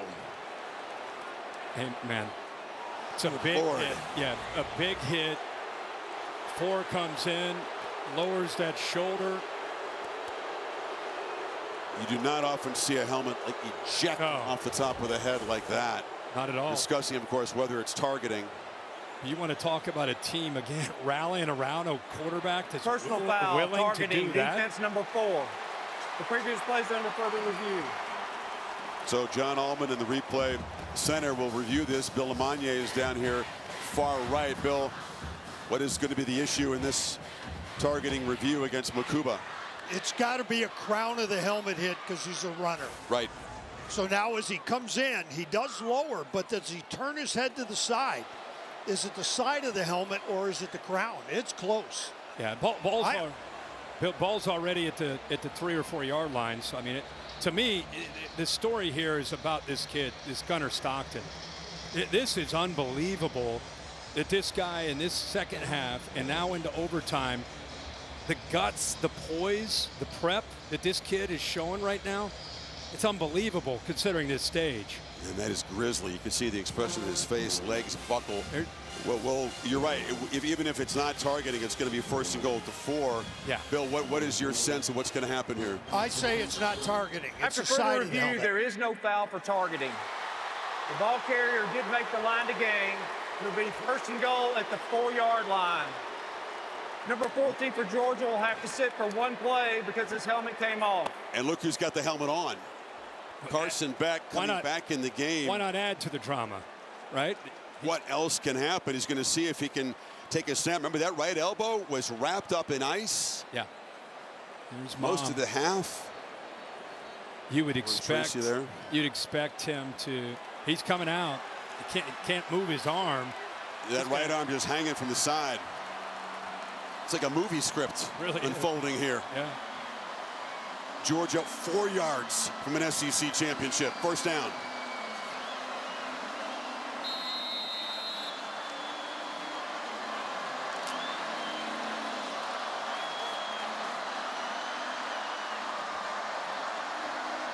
Etienne in the I formation.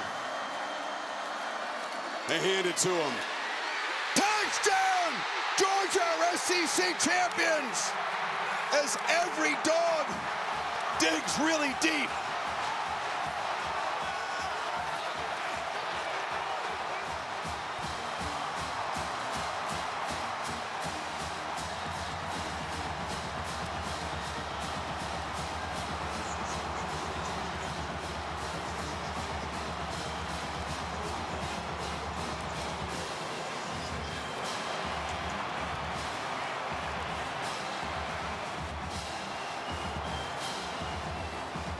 Winning touchdown scored by a guy that hadn't played the last 3 games, was questionable coming into this game. Etienne has the final word, and Georgia wins it 22-19. Let's not forget that Etienne gets the touchdown, but that offensive line and that overtime period really showed a lot of guts and a lot of determination. Coming off an 8 overtime game, stepped up. Not sure what Beck's going to be able to do. Hands it off. What a story, man. Well, it's here from Kirby Smart with Holly. Well, Coach Smart is talking to his quarterback. Coach, What did you say to him in the locker room when you knew he was going to have to come in here and take over this game? I didn't say one word to him. Coach Bobo did, and all the coaches did, and he believes. This kid's a winner, man. This kid's special. He's a winner. Gunnar, this is an unbelievable situation, but you've been preparing for this. How were you able to settle down and win this game? I think it just goes back to just the love I have for everybody in the locker room, just all the seniors, and just wanting them to go out on the right way. And you're a kid from Georgia. What does this mean for you? First SEC championship for you. No, this is pretty awesome. It's just special to the guys I get to do it with. Thank you so much. He's a dog! Raven County, baby! Let's go to Laura Rutledge and Trevor Etienne. All right, thank you, Holly. Hey, Trevor, you wanted to get over here to be with your guys, to congratulate Gunnar Stockton. What can you say about the way that he led this team when Carson Beck went out? Man, just proud of him, man. He works so hard, day in and day out, never complains. Come in, work day to day. And it just goes to show how much work, he put in. Proud of him, man. Hey, you were able to make such a difference tonight. You weren't even sure you'd be able to play with your rib injury. How would you describe what this was like for you? I mean, I wanted it bad, man. I never been part of something like this. I mean, this is why you come to Georgia. How are you feeling? How are those ribs? Man, great. I've never felt better. This team has fought so well all year long to get to these moments. You've had some low lows at times. How would you describe what this group means to you to get to this point? Resilient. You know, no matter the ups or the downs, no matter how tough the game got, nobody folded. Nobody gave up. Nobody gave in. Everybody came out with the mindset ready to go after halftime. We were down 6-3. Nobody showed any sign of weakness. And that's just what I love about this group the most.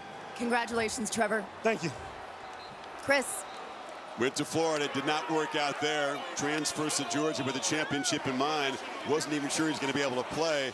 Ends up Kirk with 16 carries, almost 100 yards, and 2 more touchdowns against Texas to go with the 3 that he had in Austin. How about his mom looking down?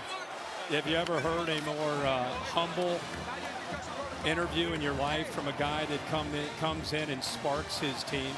I mean, they couldn't get anything going in the first half with their quarterback, Carson Beck. He goes down in the last play of the first half.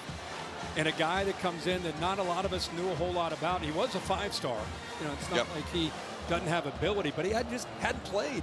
Walks into this atmosphere against what we were talking about, the best defense maybe in the country. And he, and more importantly, his team around him, step up and find a way to get it done. And why do they rally? Because what Etienne said, he works so hard. That's the thing you can't see, right, unless you're inside the walls of the program. 100%. And he never complains. A great attitude, getting very few reps and very little action because Beck played so much football this year. That's what college football, man, that's what you want to celebrate, especially at that position when guys, they don't have patience. First sign of trouble, they're out.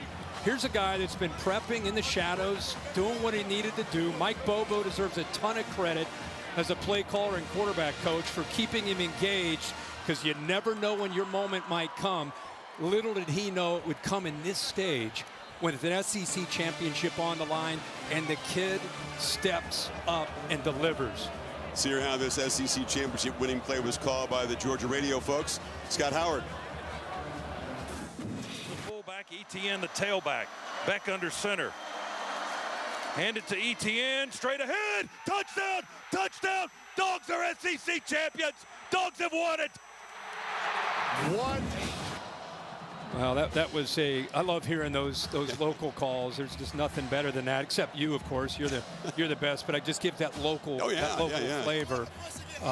What a moment here. Etienne, he leaves Florida, decides to come to Georgia, and has provided such a spark for this team. He's a champ. He said he's never experienced anything like this. He's been a great individual player, but he's never been on a championship team. What a moment for Stockton. He engineered 7 drives, Kirk, in the second half. 2 of them for touchdowns, 2 of them for a field goal, and the winning points there in overtime. And for Texas, what could have been 11 flags, 2 missed field goals, sacked again 6 times, had their moments, had some drops, but at the end, it's Etienne and that offensive line getting it done. So Georgia, as SEC champions, will get one of those top 4 seeds and a bye until New Year's Day. most likely in New Orleans. That's where the SEC champion is targeted. Texas figures to host a playoff game. That'll be determined tomorrow when the rankings and the bracket is revealed. What a classic, the first ever SEC overtime championship game. Bill Bunnell produced it. Jimmy Platt directed it for everybody, our entire career here. Kirk, Holly, Laura, and Bill Lamagna. Chris Fowler saying so long from Atlanta. Dogs on top. Back to the studio. Thank you for watching this presentation of the Southeastern Conference on ABC.